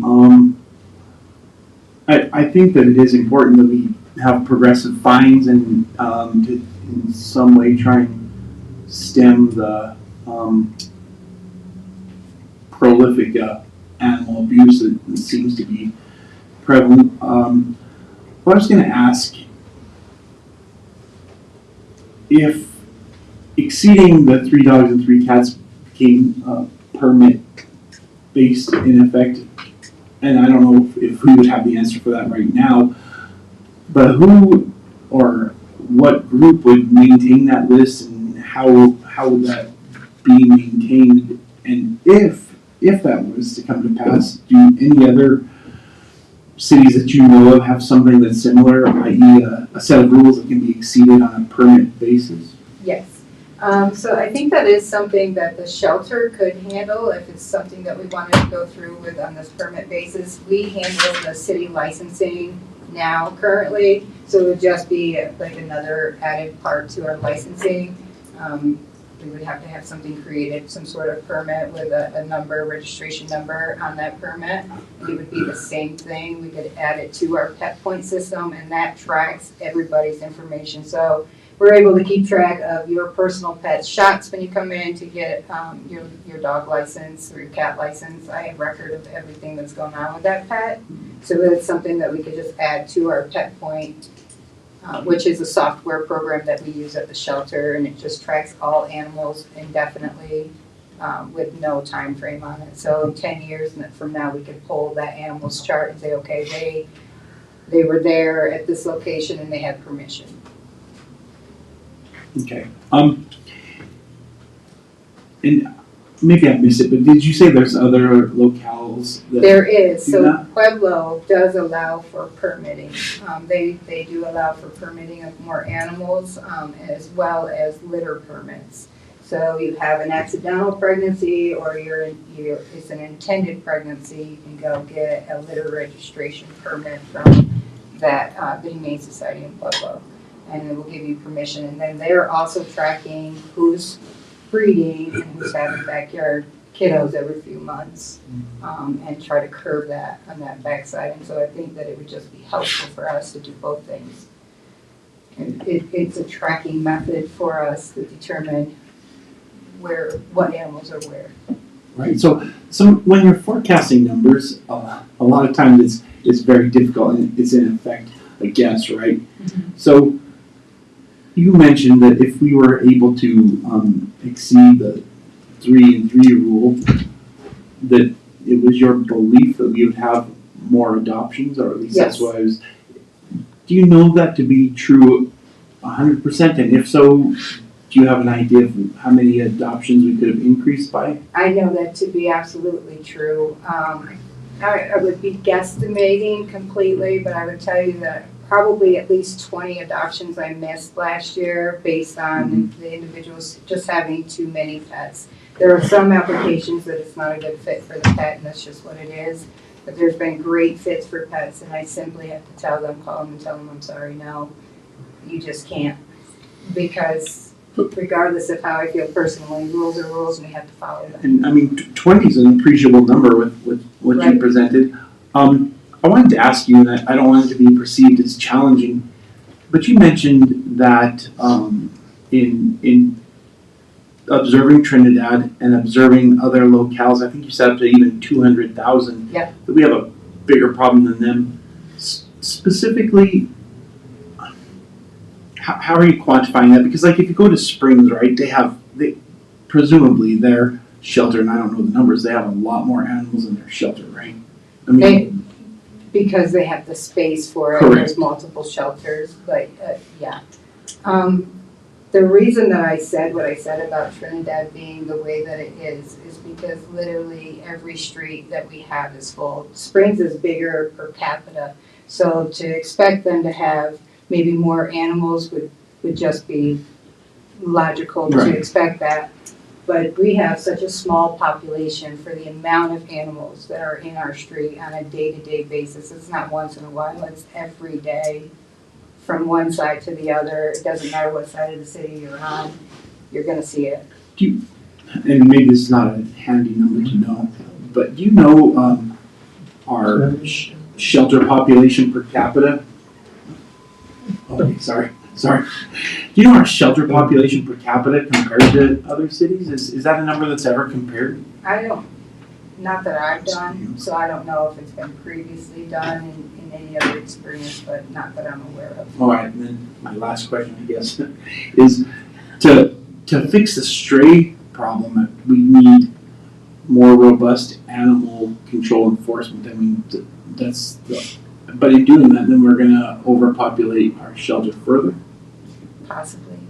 That's always gonna be a possibility, or a ticket, you have this amount of time to get your animal spayed because you have a male and a female dog in your household and they're both intact. Mm. You know, I think that there's room to move in this and making the decision to correct the problem that is here. But I think microchipping would be the number one first line of defense in helping with that. And then obviously, if that's what we have to do and we have to start taking people into the animal shelter and holding them accountable to get correction, I think that that's exactly what we need to do. Right. One more question about it. No. So, as is currently being considered, because you brought up the point, and I guess I hadn't realized what you were saying, and I'm sorry, but in effect, there's, by your estimation or observation, there's in effect, some pre-built puppy mills out there because of people owning intact animals that keep having cyclical litters. Absolutely. So, as it's currently being considered, if enforcement was robust enough, this ordinance that we're considering now, it would curtail that? I think it would, essentially. I think it has potential to anyway. But I think that when you're looking at something to enact these, to enforce the ordinance, it's going to take a while before we see that corrective measure play out for us. So if we enforce it today, we shouldn't expect change tomorrow, but we would be able to start seeing a difference and some change maybe in a year's time. Where animals are starting to become of age, they were not breeding as much because that's been nipped. They're being held accountable, they have to do the surgery, that type of thing. And then we have the services that are offered in our community at low cost, every other month, every third month.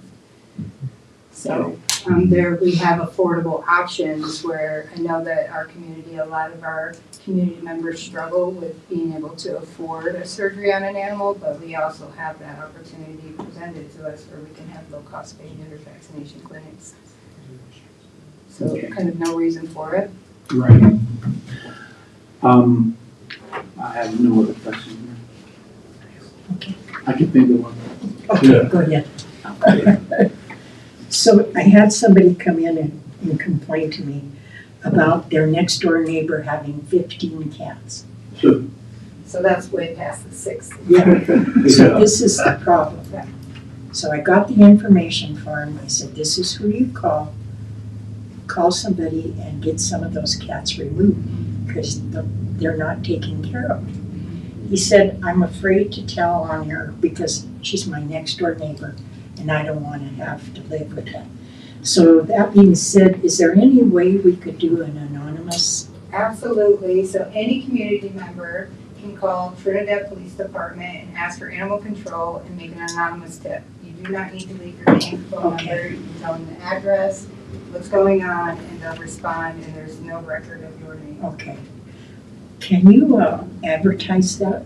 Absolutely. Would you please? Because I don't think people understand that. And also, you're more than welcome to call the shelter.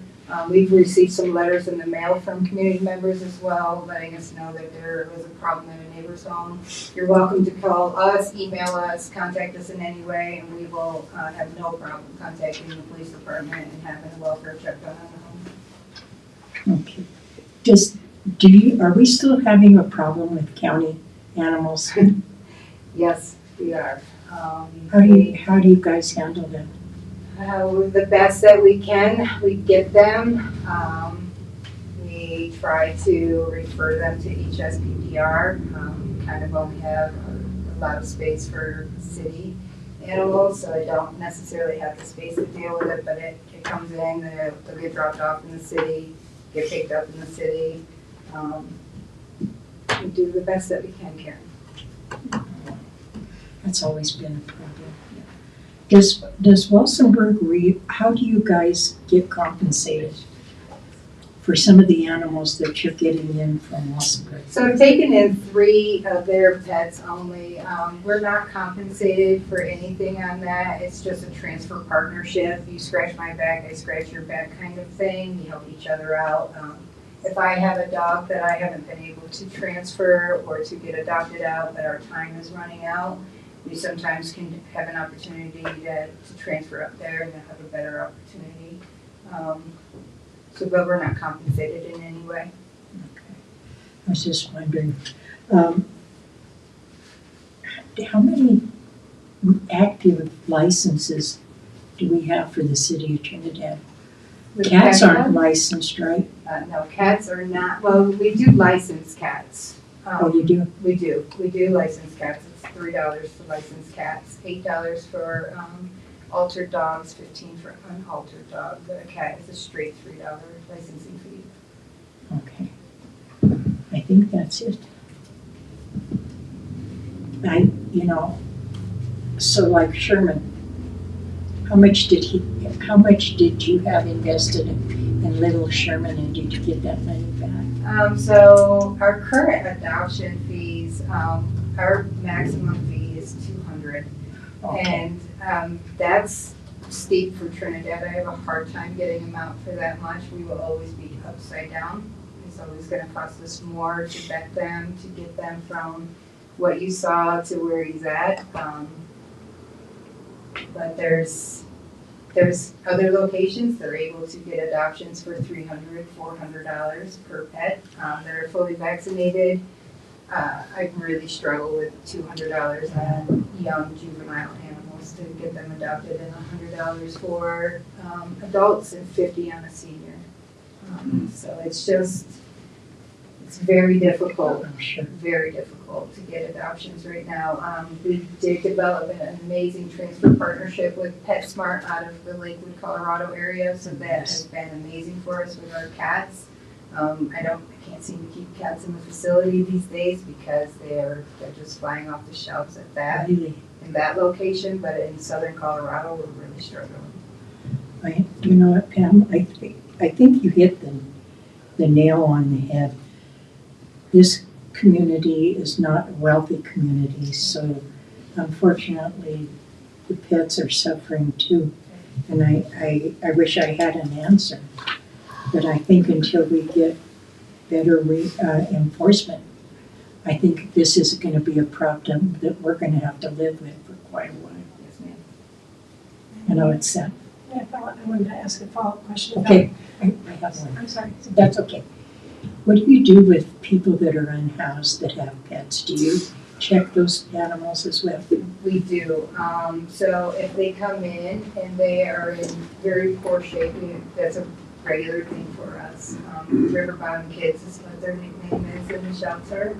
If they come in and they're not emaciated, they don't have injury, they're well-mannered, they're a good dog, we release to the owner. They pay the fee if they clearly have been taking care of this pet. If they come in and they are emaciated, have, identify as being a hit response to them, if they are in rough shape, anything like that, we usually end up coming to court for a release on it. Because if they're not being fed, that's cruelty to me.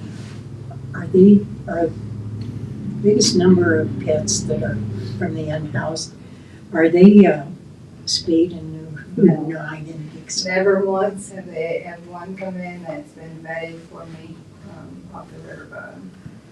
Oftentimes, those animals are very aggressive as well. I think they've been exposed to a lot of terrible things down there, and so by the time they make it to my facility, their trust for humans is long gone. We do what we can. We've been able to turn some of them around. There are instances where there's nothing that we can do. They've just been too damaged, too abused, and they're very vicious dogs. Because I see some people that are walking around town. You see them 1 week with one dog and then yeah. So that's probably what's happening. That's absolutely what's happening. We have one local unhoused.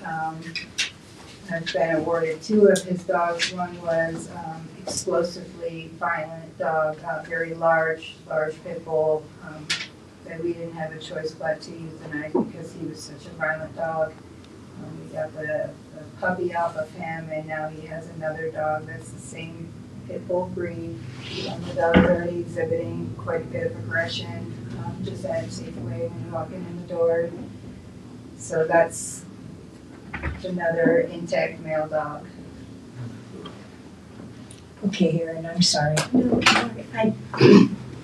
you made me, when you're talking about Sherman, how closely do you work with the police department concerning people who bring dogs or dogs that you find that are in such rough shape? I call every time. We work very well with the Trinidad Police Department and the animal control officers there. They're there taking pictures, giving out the ticket. What happens after that, I come to some of the court cases, not all of them, only the ones I'm generally aware about. I know that they're getting the ticket. I call every time. as soon as they come in, if they're emaciated, even if I don't know where they come from, I still want it documented with the police department. Should we find out who's responsible for bitches like Jada, I want it documented in the moment that happens with them.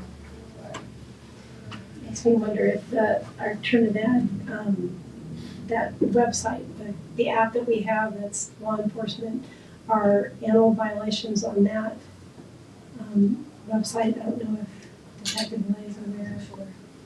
Are you talking about Crime Watch? Yes, That's listed, each one. because I think people should know who in this town is perpetrating that stuff. They should be well known for that. I agree, very much so. All righty, thanks, Pam. Thank you. You're welcome. Okay. So, Mayor, that was the second work session on this ordinance, so I think the next meeting we'll look at it, some of these things, and bring it forward for first reading. May I ask a question just about general procedure, if I may? I know we can't spend a lot of time discussing it right here and right now, but frequently during work sessions, we discuss items that are going to have interest to the community at large. And how do other communities deal with work sessions where potentially it's good to get public input in at least some capacity before you move forward? I see Les really regretting that I asked that question. No. I mean, Mike or Les, can you speak to that a little bit? So generally, we have a work session, then we have the first reading, kind of explaining it, and then the public hearing is where, so you're thinking prior to that?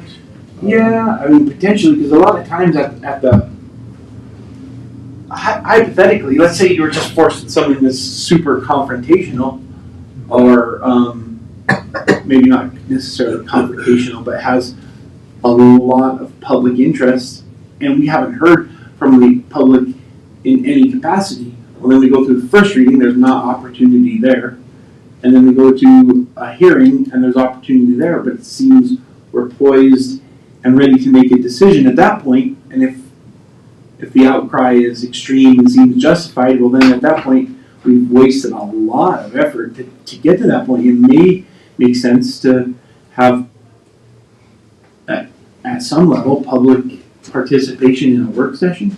You're right. I mean, there are, of course, work sessions that are more informational, like this just was with Pam, where council was getting information, and then other work sessions which are kind of like designed to get public comment to you. And it does seem like that is an appropriate time to do that. And of course, we can have a hybrid where people can come and do both.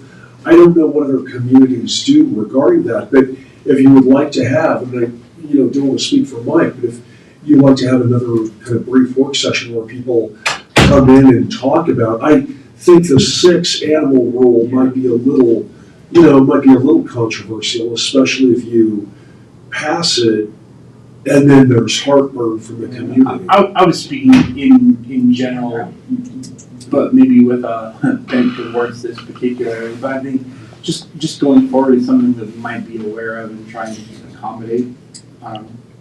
Sure. Yeah. Thank you.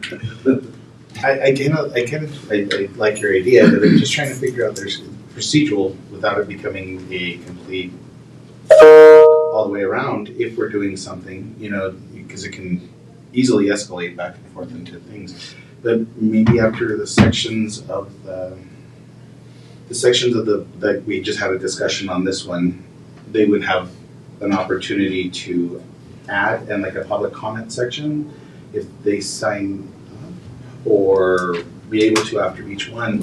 But I don't see a full, I don't know. It'd have to be developed, I think.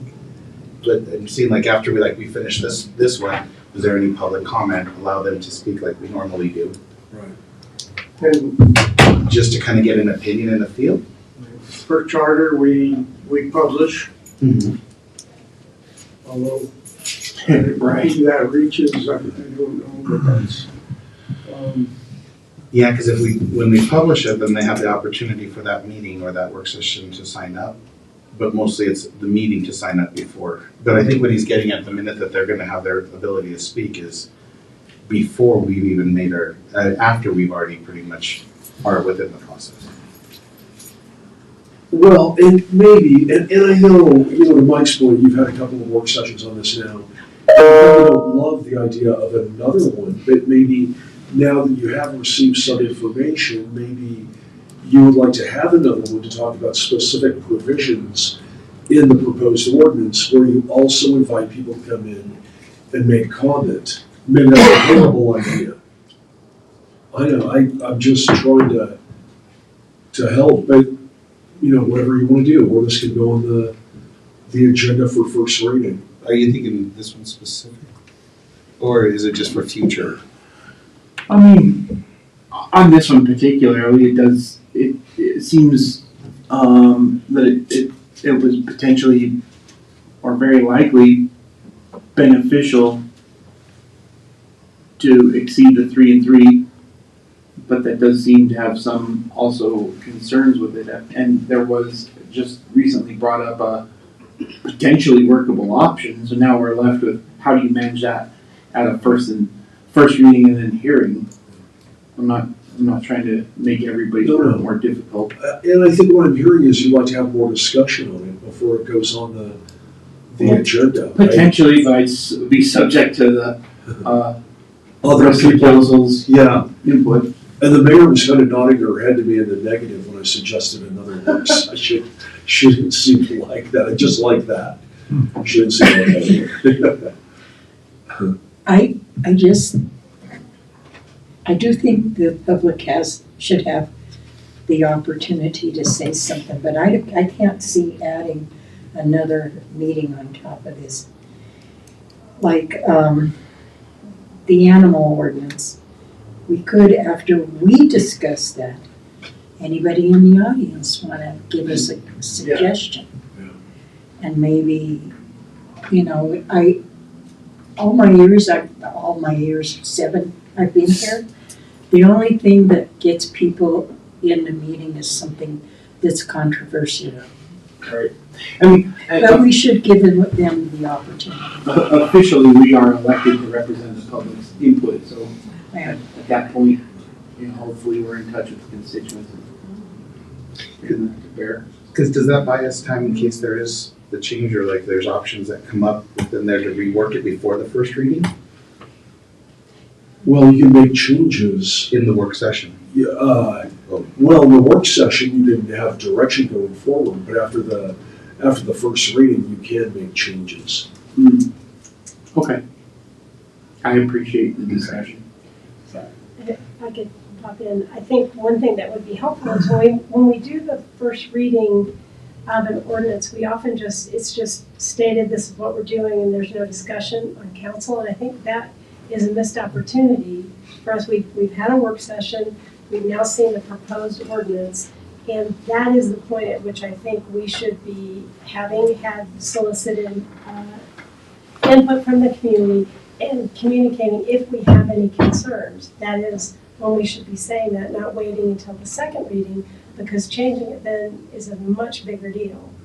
And so I think we should have that in our mind. It's not just we're gonna put this on the schedule in a month or whatever the time period is. So first reading, then discussion. And then a second reading that takes into account whatever feedback we have as council people. And I don't think that, is a problem. First reading, of course, is usually just reading it, setting it for a public hearing to give people notice about what you're doing. But I understand, and I don't think there's anything, wrong with that, or that we can do it. With that, how cumbersome is that for staff to accomplish? To notify the To make public? changes after the first reading? Oh, it's not. It's not. And I would add that people can always sign up under petitions and communications at first reading. Yeah. And voice their concerns then. One other thing that's gonna have to change is the fine schedule that's referenced in here. I do have to expand on that, but Pam had suggested those fines being increased. Absolutely. So, if you're comfortable with an increase on those fines, we can propose that at the same time with this ordinance and the references. So that we're not delaying any of it. I just think I would like during the procedure that we are part of, that there's a moment where you look to us, does anyone have comment or any concerns about this? But we could say them then, and then that would save a lot of time. So kind of like a final clarity before the second reading. This is where we're headed.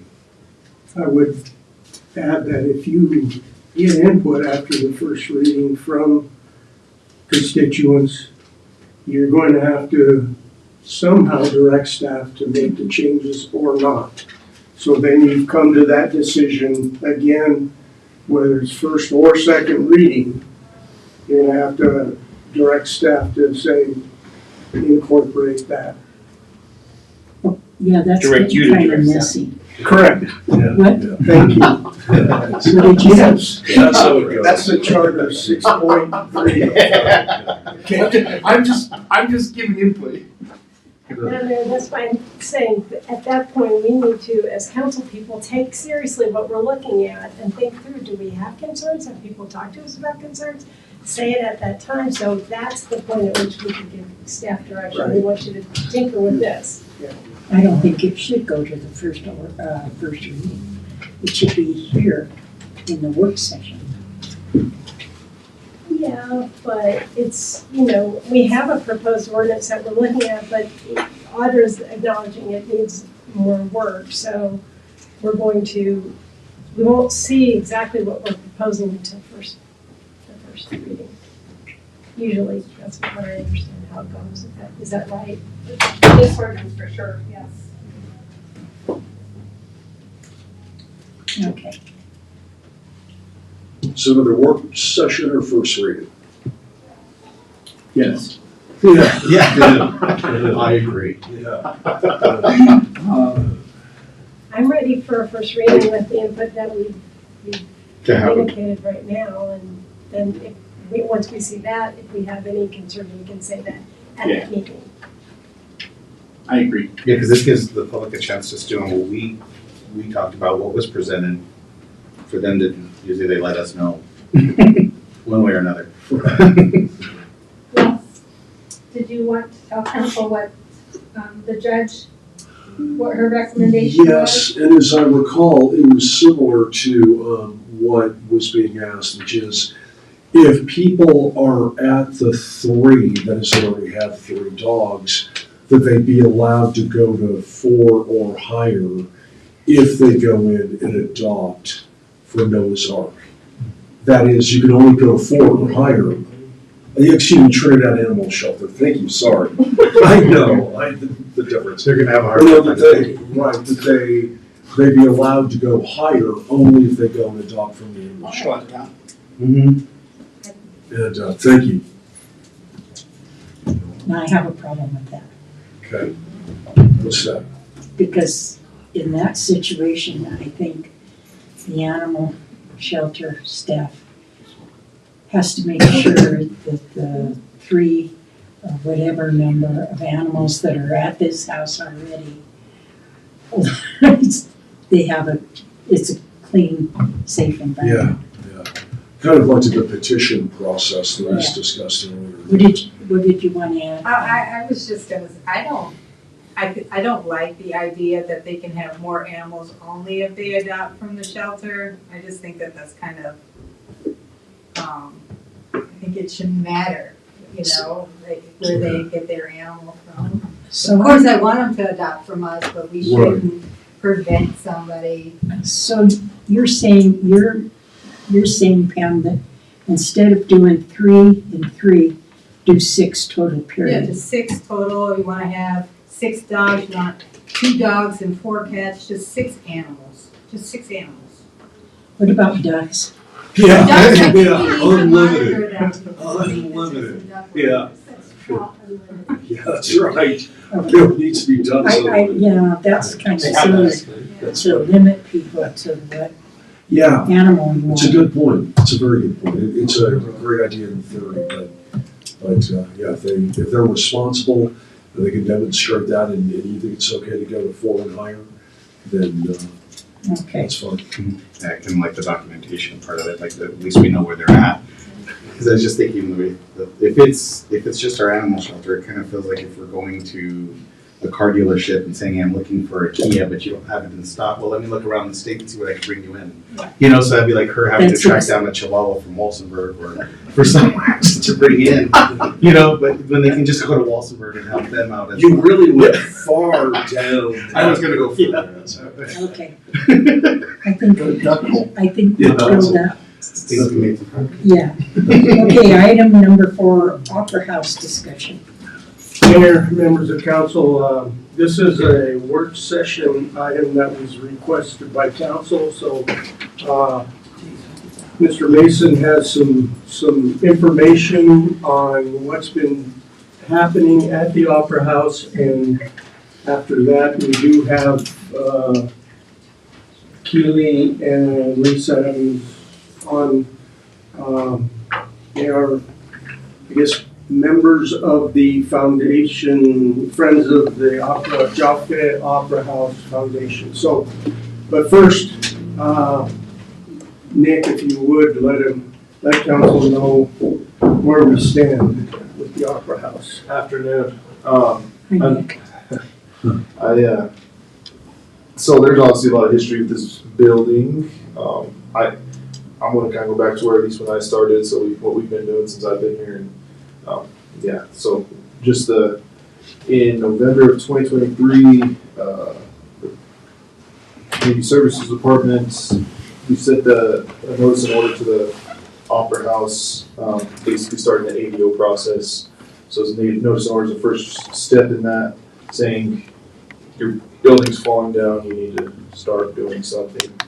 It's the first step for every residential house, commercial buildings. That's the kickoff for it. We gave them 30 days to respond, in which case we didn't get a response. So the next step is an administrative citation. So we sent that January 2024. No response once you get 30 days, maybe 14 days on that one. 14 days on that one. And then February 24, we sent a second one. Every time these citations go out, the fee goes up. So the first time was $200. Next time was $400. And then that's when the operator or the owner of the Opera House, they turned to Tura. That was like in May or June. They went to Tura for a loan. It was a $140,000 loan.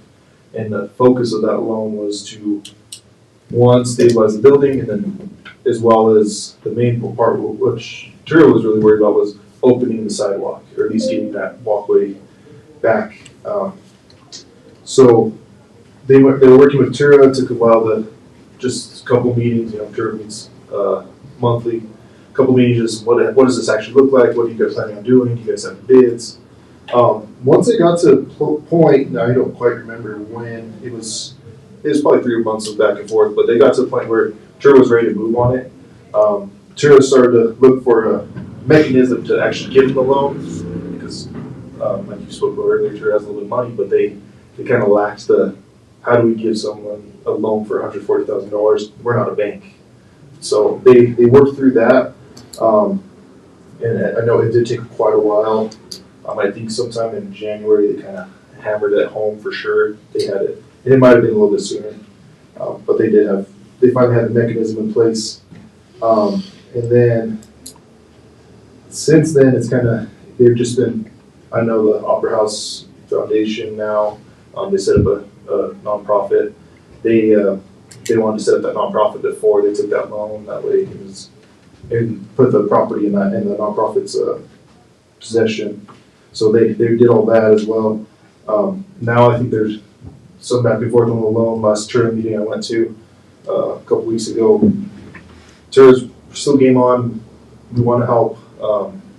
and the Opera House kind of going through a couple initial, so it's going through a little bit right now. So with the passing of Ms. Crawford, so with that, that's kind of where that laid off.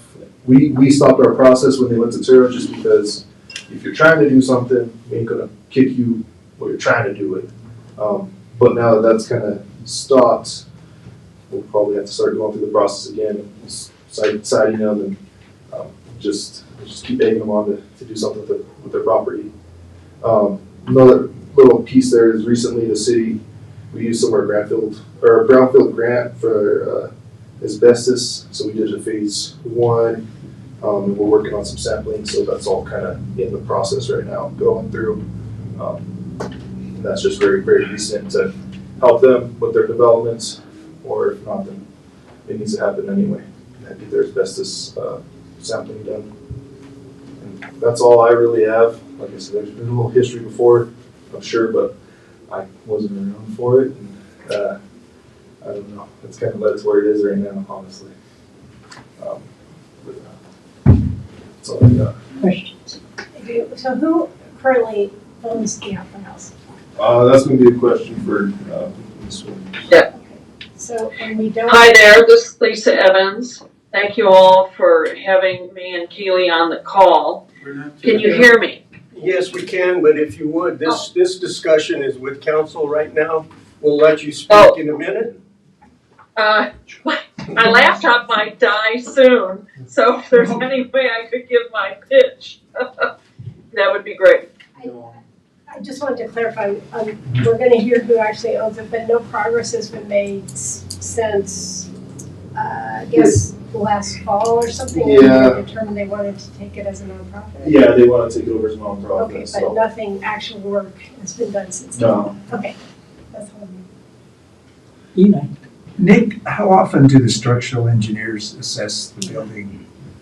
I don't know. I know they had one done when they first started talking to Turo. That was one of Turo's main concerns was, are we going to give you a loan to fix the sidewalk and the back half of the building will fall down? So I know they had one done then. But as far as the city, I mean, it's really hard.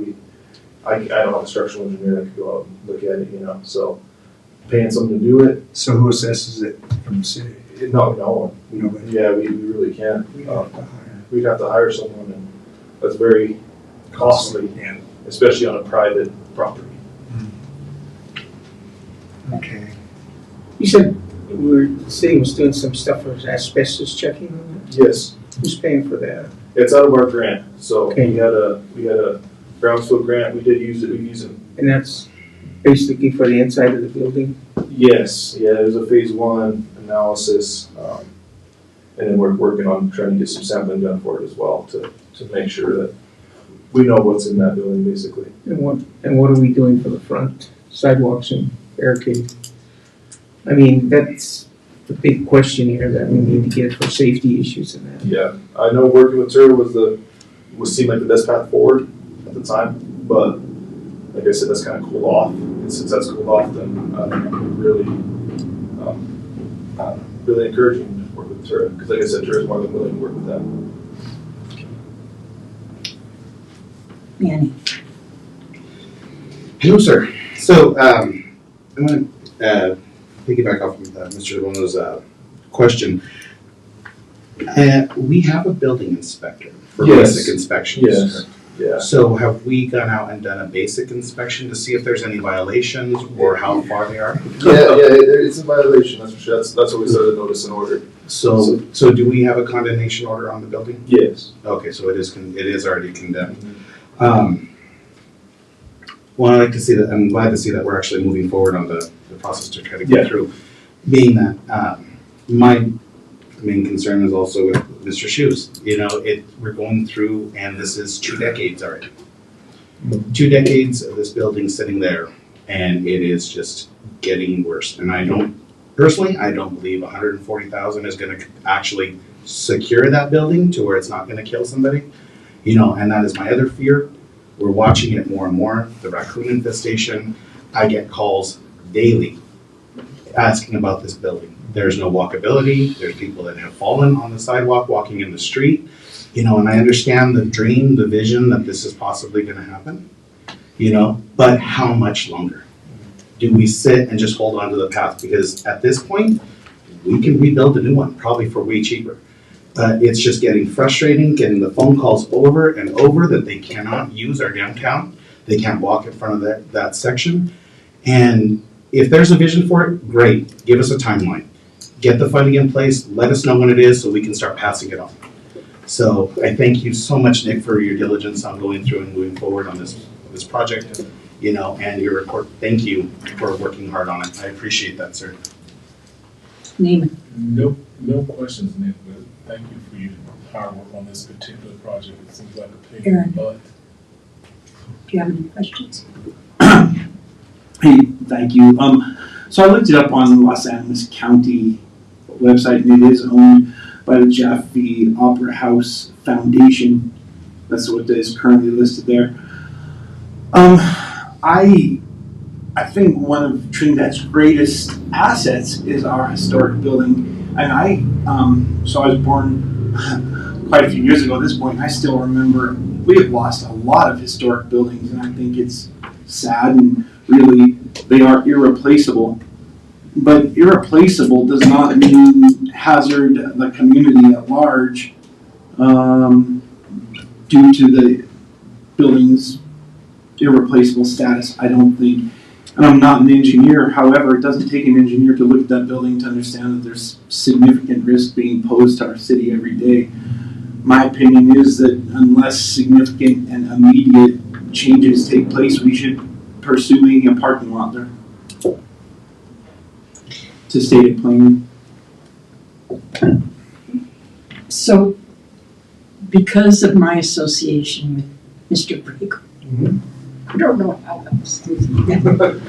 And that was when the prior city manager was there. And he was talking about how they were doing this facade improvement program through Tura. I said, Ed, see what you can do to try and save that one portion of the Opera House. So just to give counsel, if you're not aware of what happens, so the city manager and Ed started talking, figuring out, you know, what to do and how to do it. Well, they came because the facade program funding wasn't enough to do that. At that point, it was 140. I'm sure it's more than that now. So Tura did their part. They got,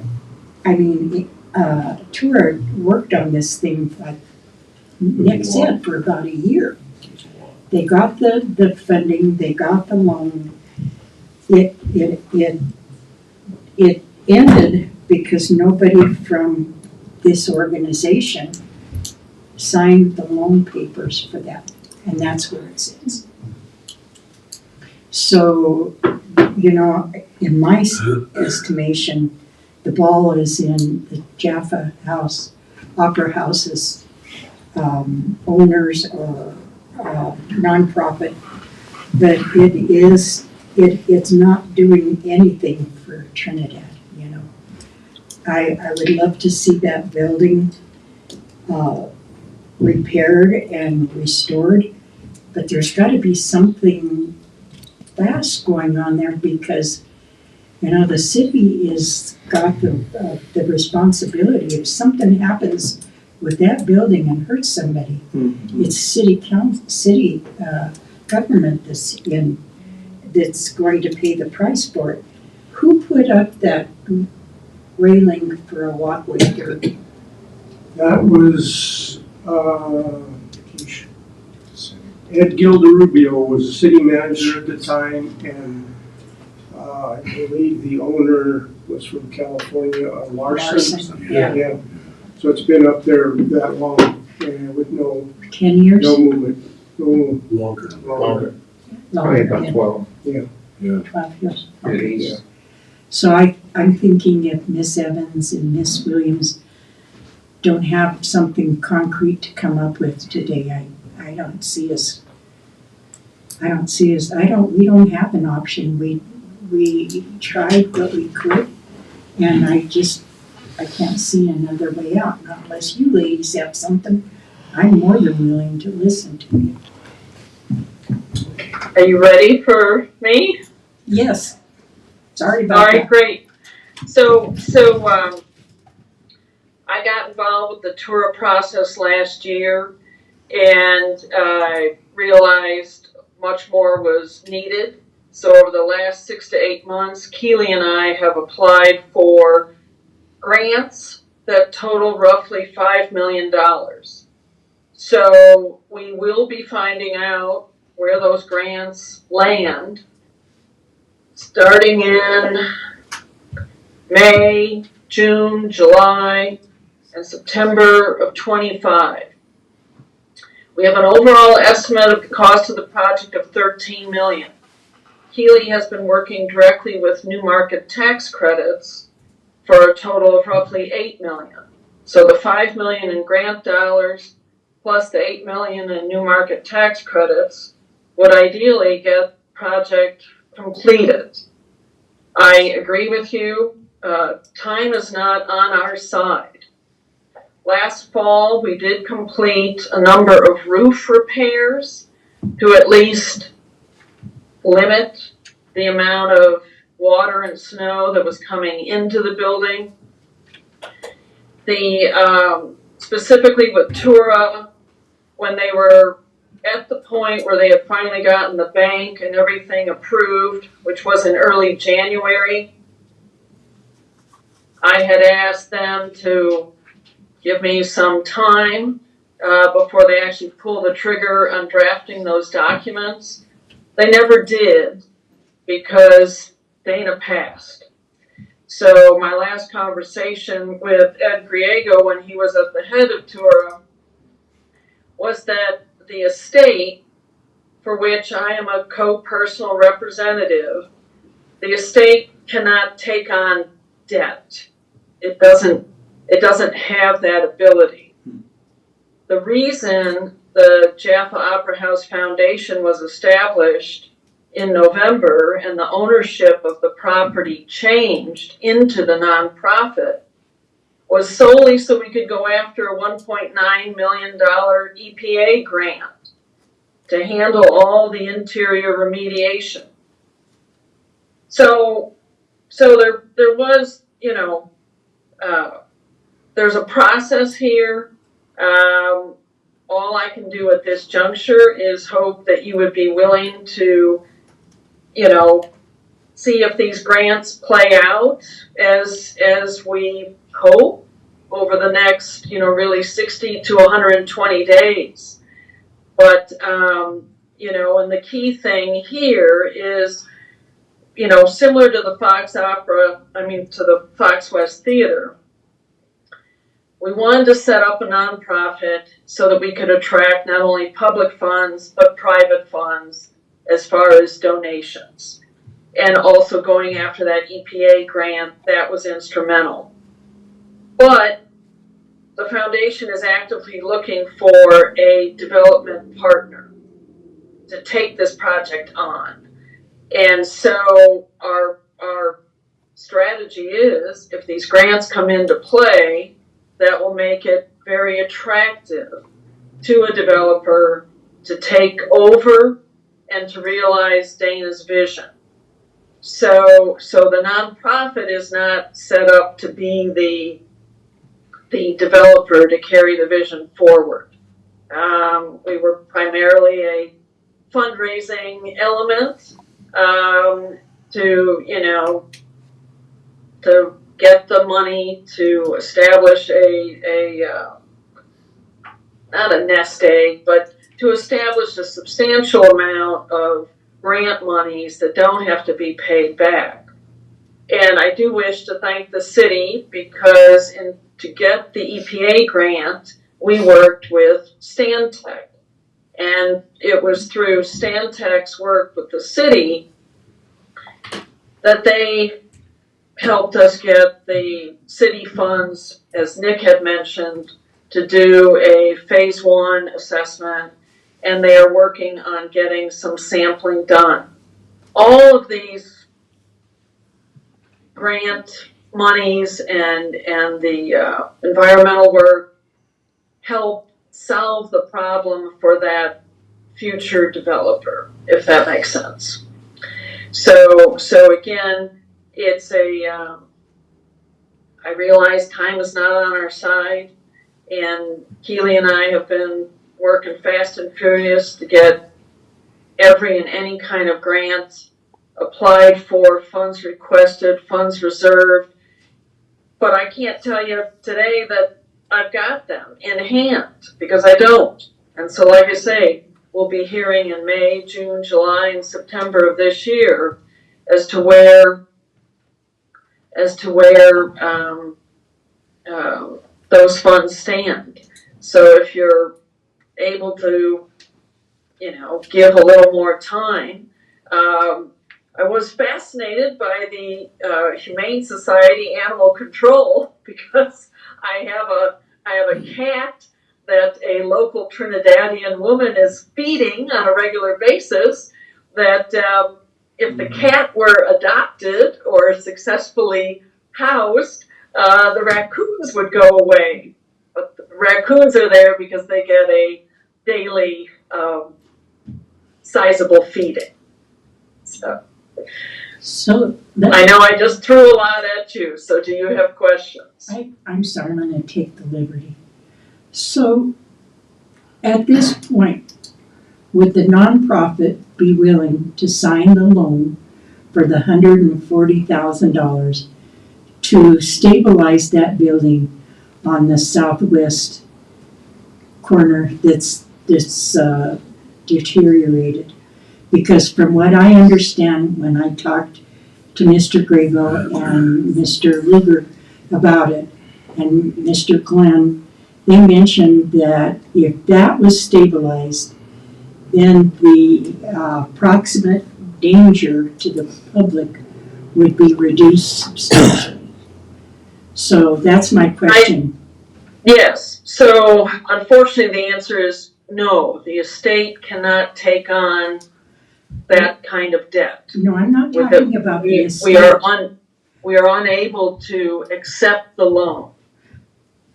We realize it's actually the northwest corner of the building that is failing.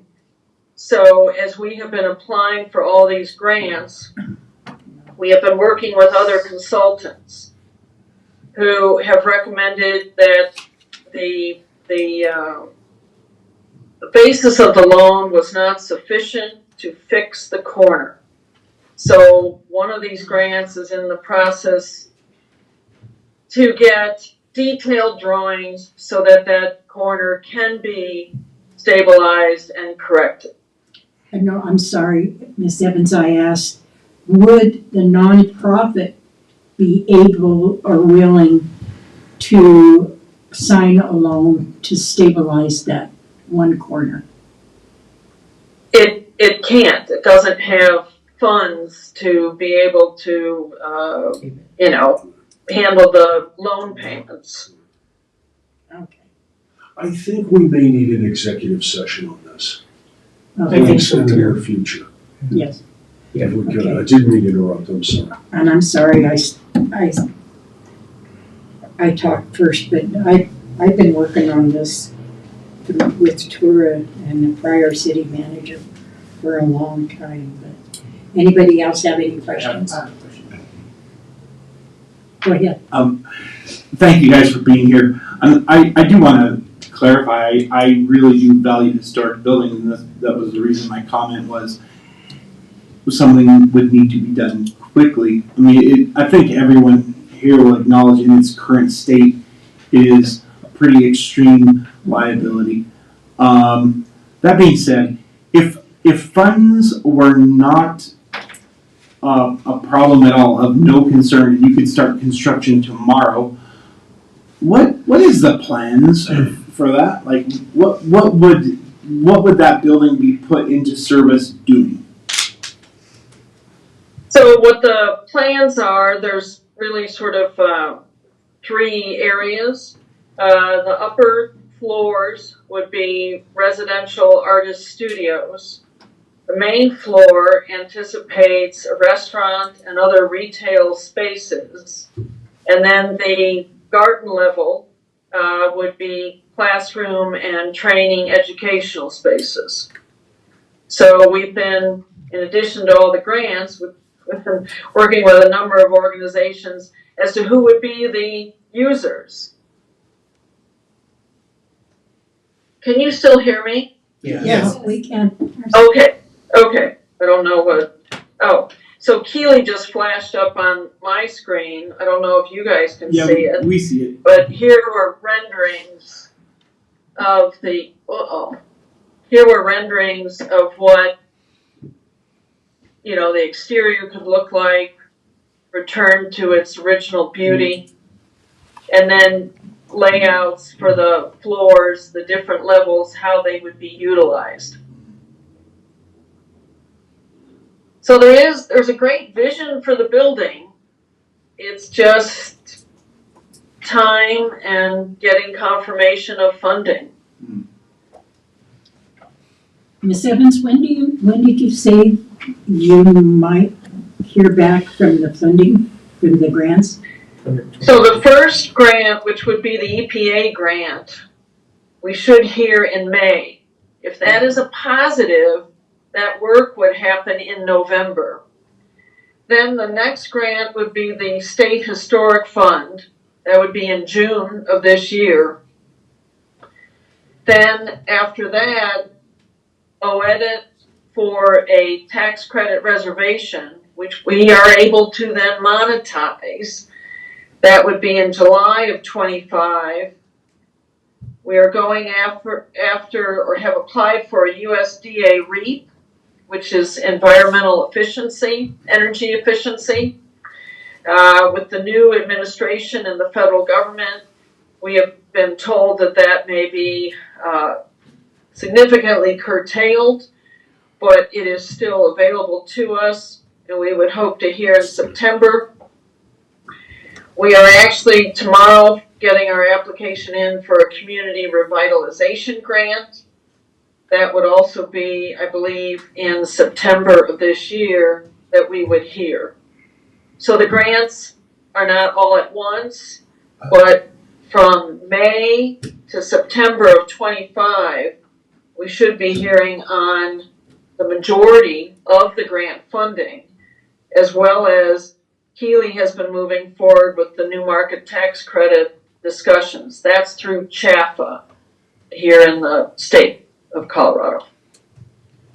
Okay, anybody have any questions? I do. Erin? So Ms. Evans, in the meantime, and also Ms. Williams, in the meantime, do you have plans to be lining up people who would actually do the work or assessing it? I mean, it'd be nice to think this will all, money will all come in, but then we've got the planning, the architecture, everything that needs to be done, which is going to be probably another at least 6 months.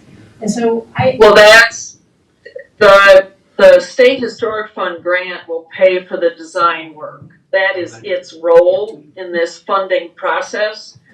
So if we get a positive green light on that grant in June, yes, we could be having drawings completed by the fall.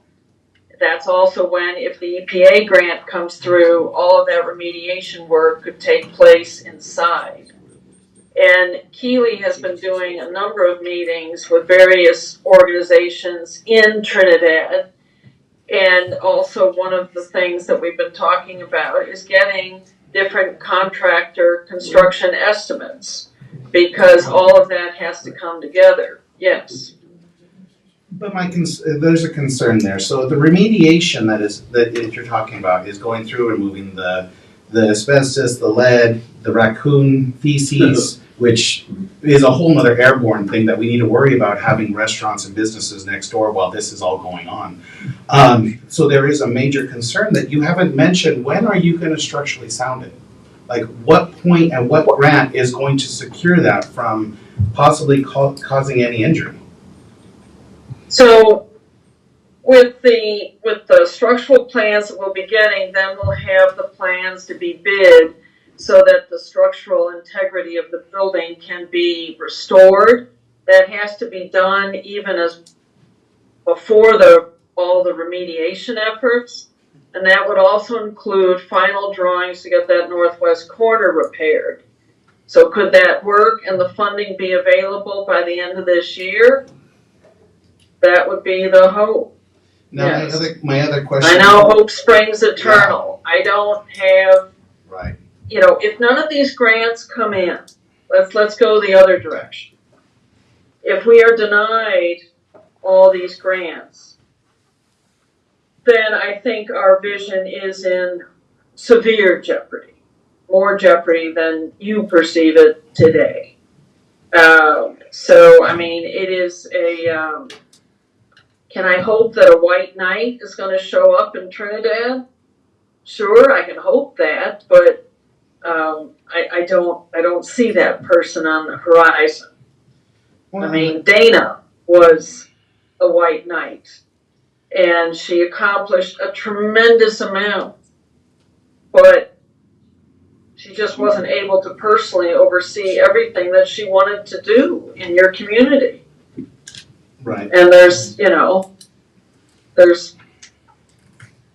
we can be thankful for all that she did do, but it's I can't be upset with her that she didn't accomplish 12 out of 12 buildings. So my other concern is, not concern, it's actually just pretty much just a comment, or actually maybe a question. Are you willing to take on the liability if something does happen? If something happens and someone's injured, is the foundation at that point to take it on? Do you have insurance? we have insurance. Okay. So yes, there is insurance to cover, God forbid, I don't want to say it, but yes. Okay, could we possibly get a copy of that? I will find out, yes. Was this additionally insured?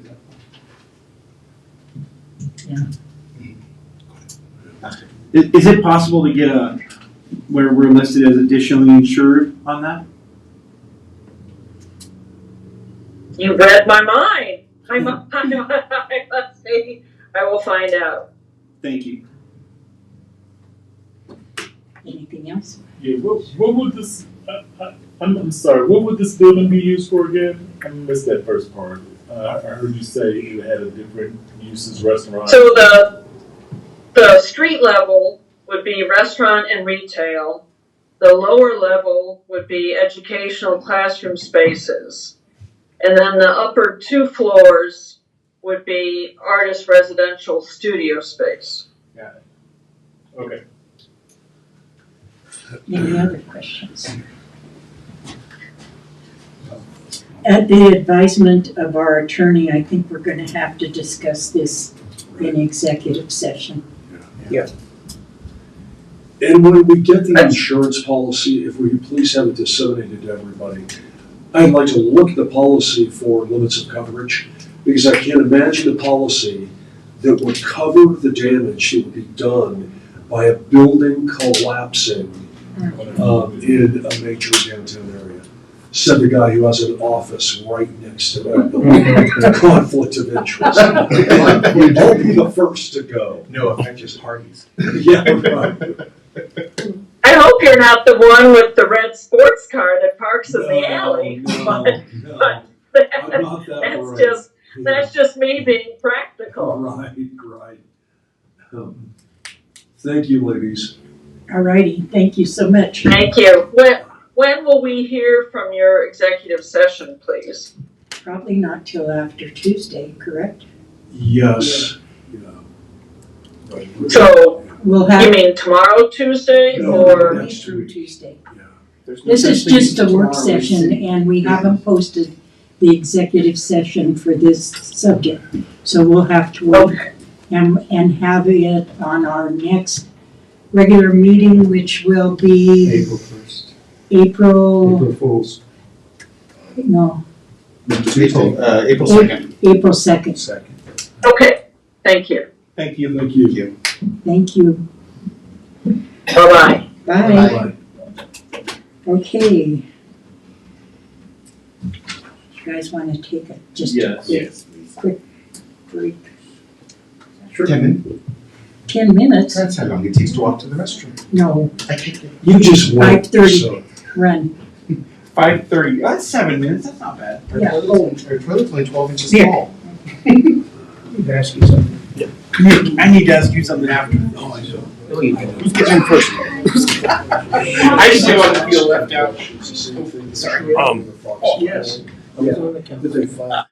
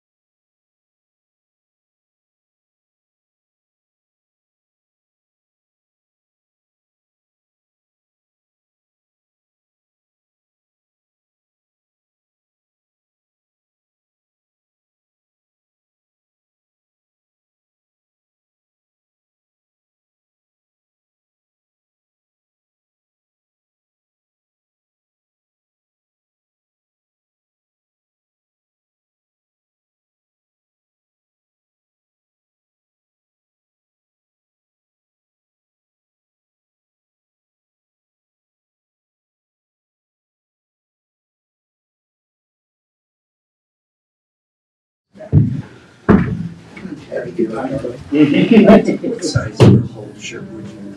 Small. What size wormhole? Sure.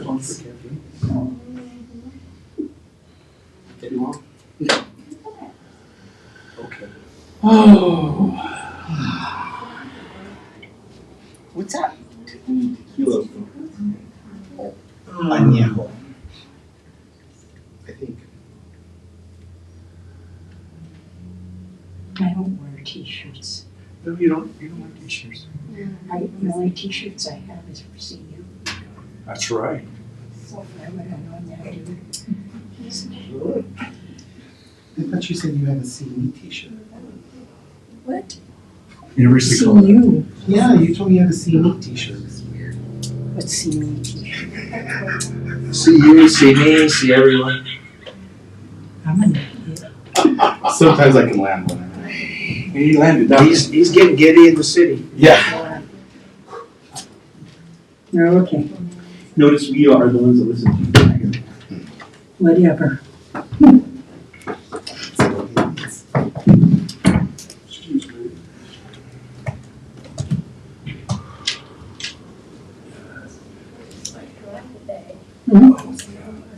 Have you been shouting? How funny. You should be setting an example, Mr. Jones.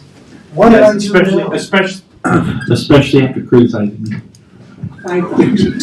Oh, sorry. I was talking to one of your members, We and didn't he's late going. You're right, I'm sorry. Sorry to give you Yeah, I did. You're right, I'm a hypocrite. No reprimands. We have one missing. Yeah. Will you nag him, though? I mean, about, yeah. You have to set the example. How do it stop before going? Yes, ma'am. Do we have a maintenance guy in this building? We, yes. Kind of, sort of, what do you need? Yeah, what do you The need? toilet's not working. Oh, wow. In here? Wow. Hello, maintenance guy? This Yeah, is get a- on that, city manager. Maybe its contract was up. Kidding, sir. Maybe its contract is up. I think it's my- That's all. Okay, we're all present? Who else? Okay. We're present here. Special meeting. Will you please call the roll? DeBono? Here. Shu? Here. Thurman? Here. Trahell? Here. Ogletree? Yes, here. Williamson? Here. Rainbow? Present. Item number 1, consideration of employment agreement, excuse me, with Tara Marshall to serve as city manager. Mayor, members of council, if I could please, you do have the proposed contract Yes. in front of you, excuse me. There are a few proposed modifications and changes, and I will tell you that just it is some housekeeping matters, like in paragraph 13A, the indented paragraph down below, there is terminated from his position. There are a lot of hises in this agreement, and I need to go back through and make sure I have all those changed to her. There are also a number of like his/her, and I will have those modified. Also, if I could, I wanted to say that in that same paragraph, at the bottom, Councilwoman Ogletree was saying, it reads at the bottom of that if for any other reason other than for cause, if there's termination pursuant to the charter, the city shall within 15 days of the termination date paying a lump sum to manager a severance payment, a total amount equal to 6 months of his, another his, then existing salary and benefits, and that is not quite true because as it says elsewhere in the agreement, it's an accrual kind of, it's accrued. So what I can say is language to the effect, an amount accrued as set forth elsewhere in this agreement. So it doesn't sound like we're on the hook for 6 months if there was termination, say, after 2 years, because that's not contemplated. and I will make that change. But otherwise, these are the terms that we have arrived at. I believe council is aware of this, but anything else you want to comment on, or? So there's no, well, let me ask, anybody have any questions? Other than the change of the his, he or she, is there any substantive changes on the contract? No, ma'am. Okay. So I ask you again, do we need to vote on this today? Yes, Okay. yes. Okay, therefore I need a motion to accept the employment agreement with Tara Marshall to serve as city manager. With the amendments. Right, With the exactly, amendments. exactly. So moved. Second. Aaron Ogletree and Fred Shue. Call the vote, please. DeBono, Yes. Shu, Yes. Thurman, Yes. Trahell, Yes. Ogletree, Yes. Williamson, Yes. Griego. Yes. Item number 2, executive session for the purpose of determining positions relative to matters that may be subject to negotiations, developing strategy for negotiations, and/or instructing negotiators under CRS Section 24-6 4024E SRF project funding. We need a motion to go into executive session. So, Okay, we'll do it opposite. Frank moved and Aaron Ogletree seconded. Call the vote. DeBono, Yes. Shu, Yes. Thurman, Yes. Trahell, Yes. Ogletree, Yes. Williamson, Yes. Griego. Yes. Okay,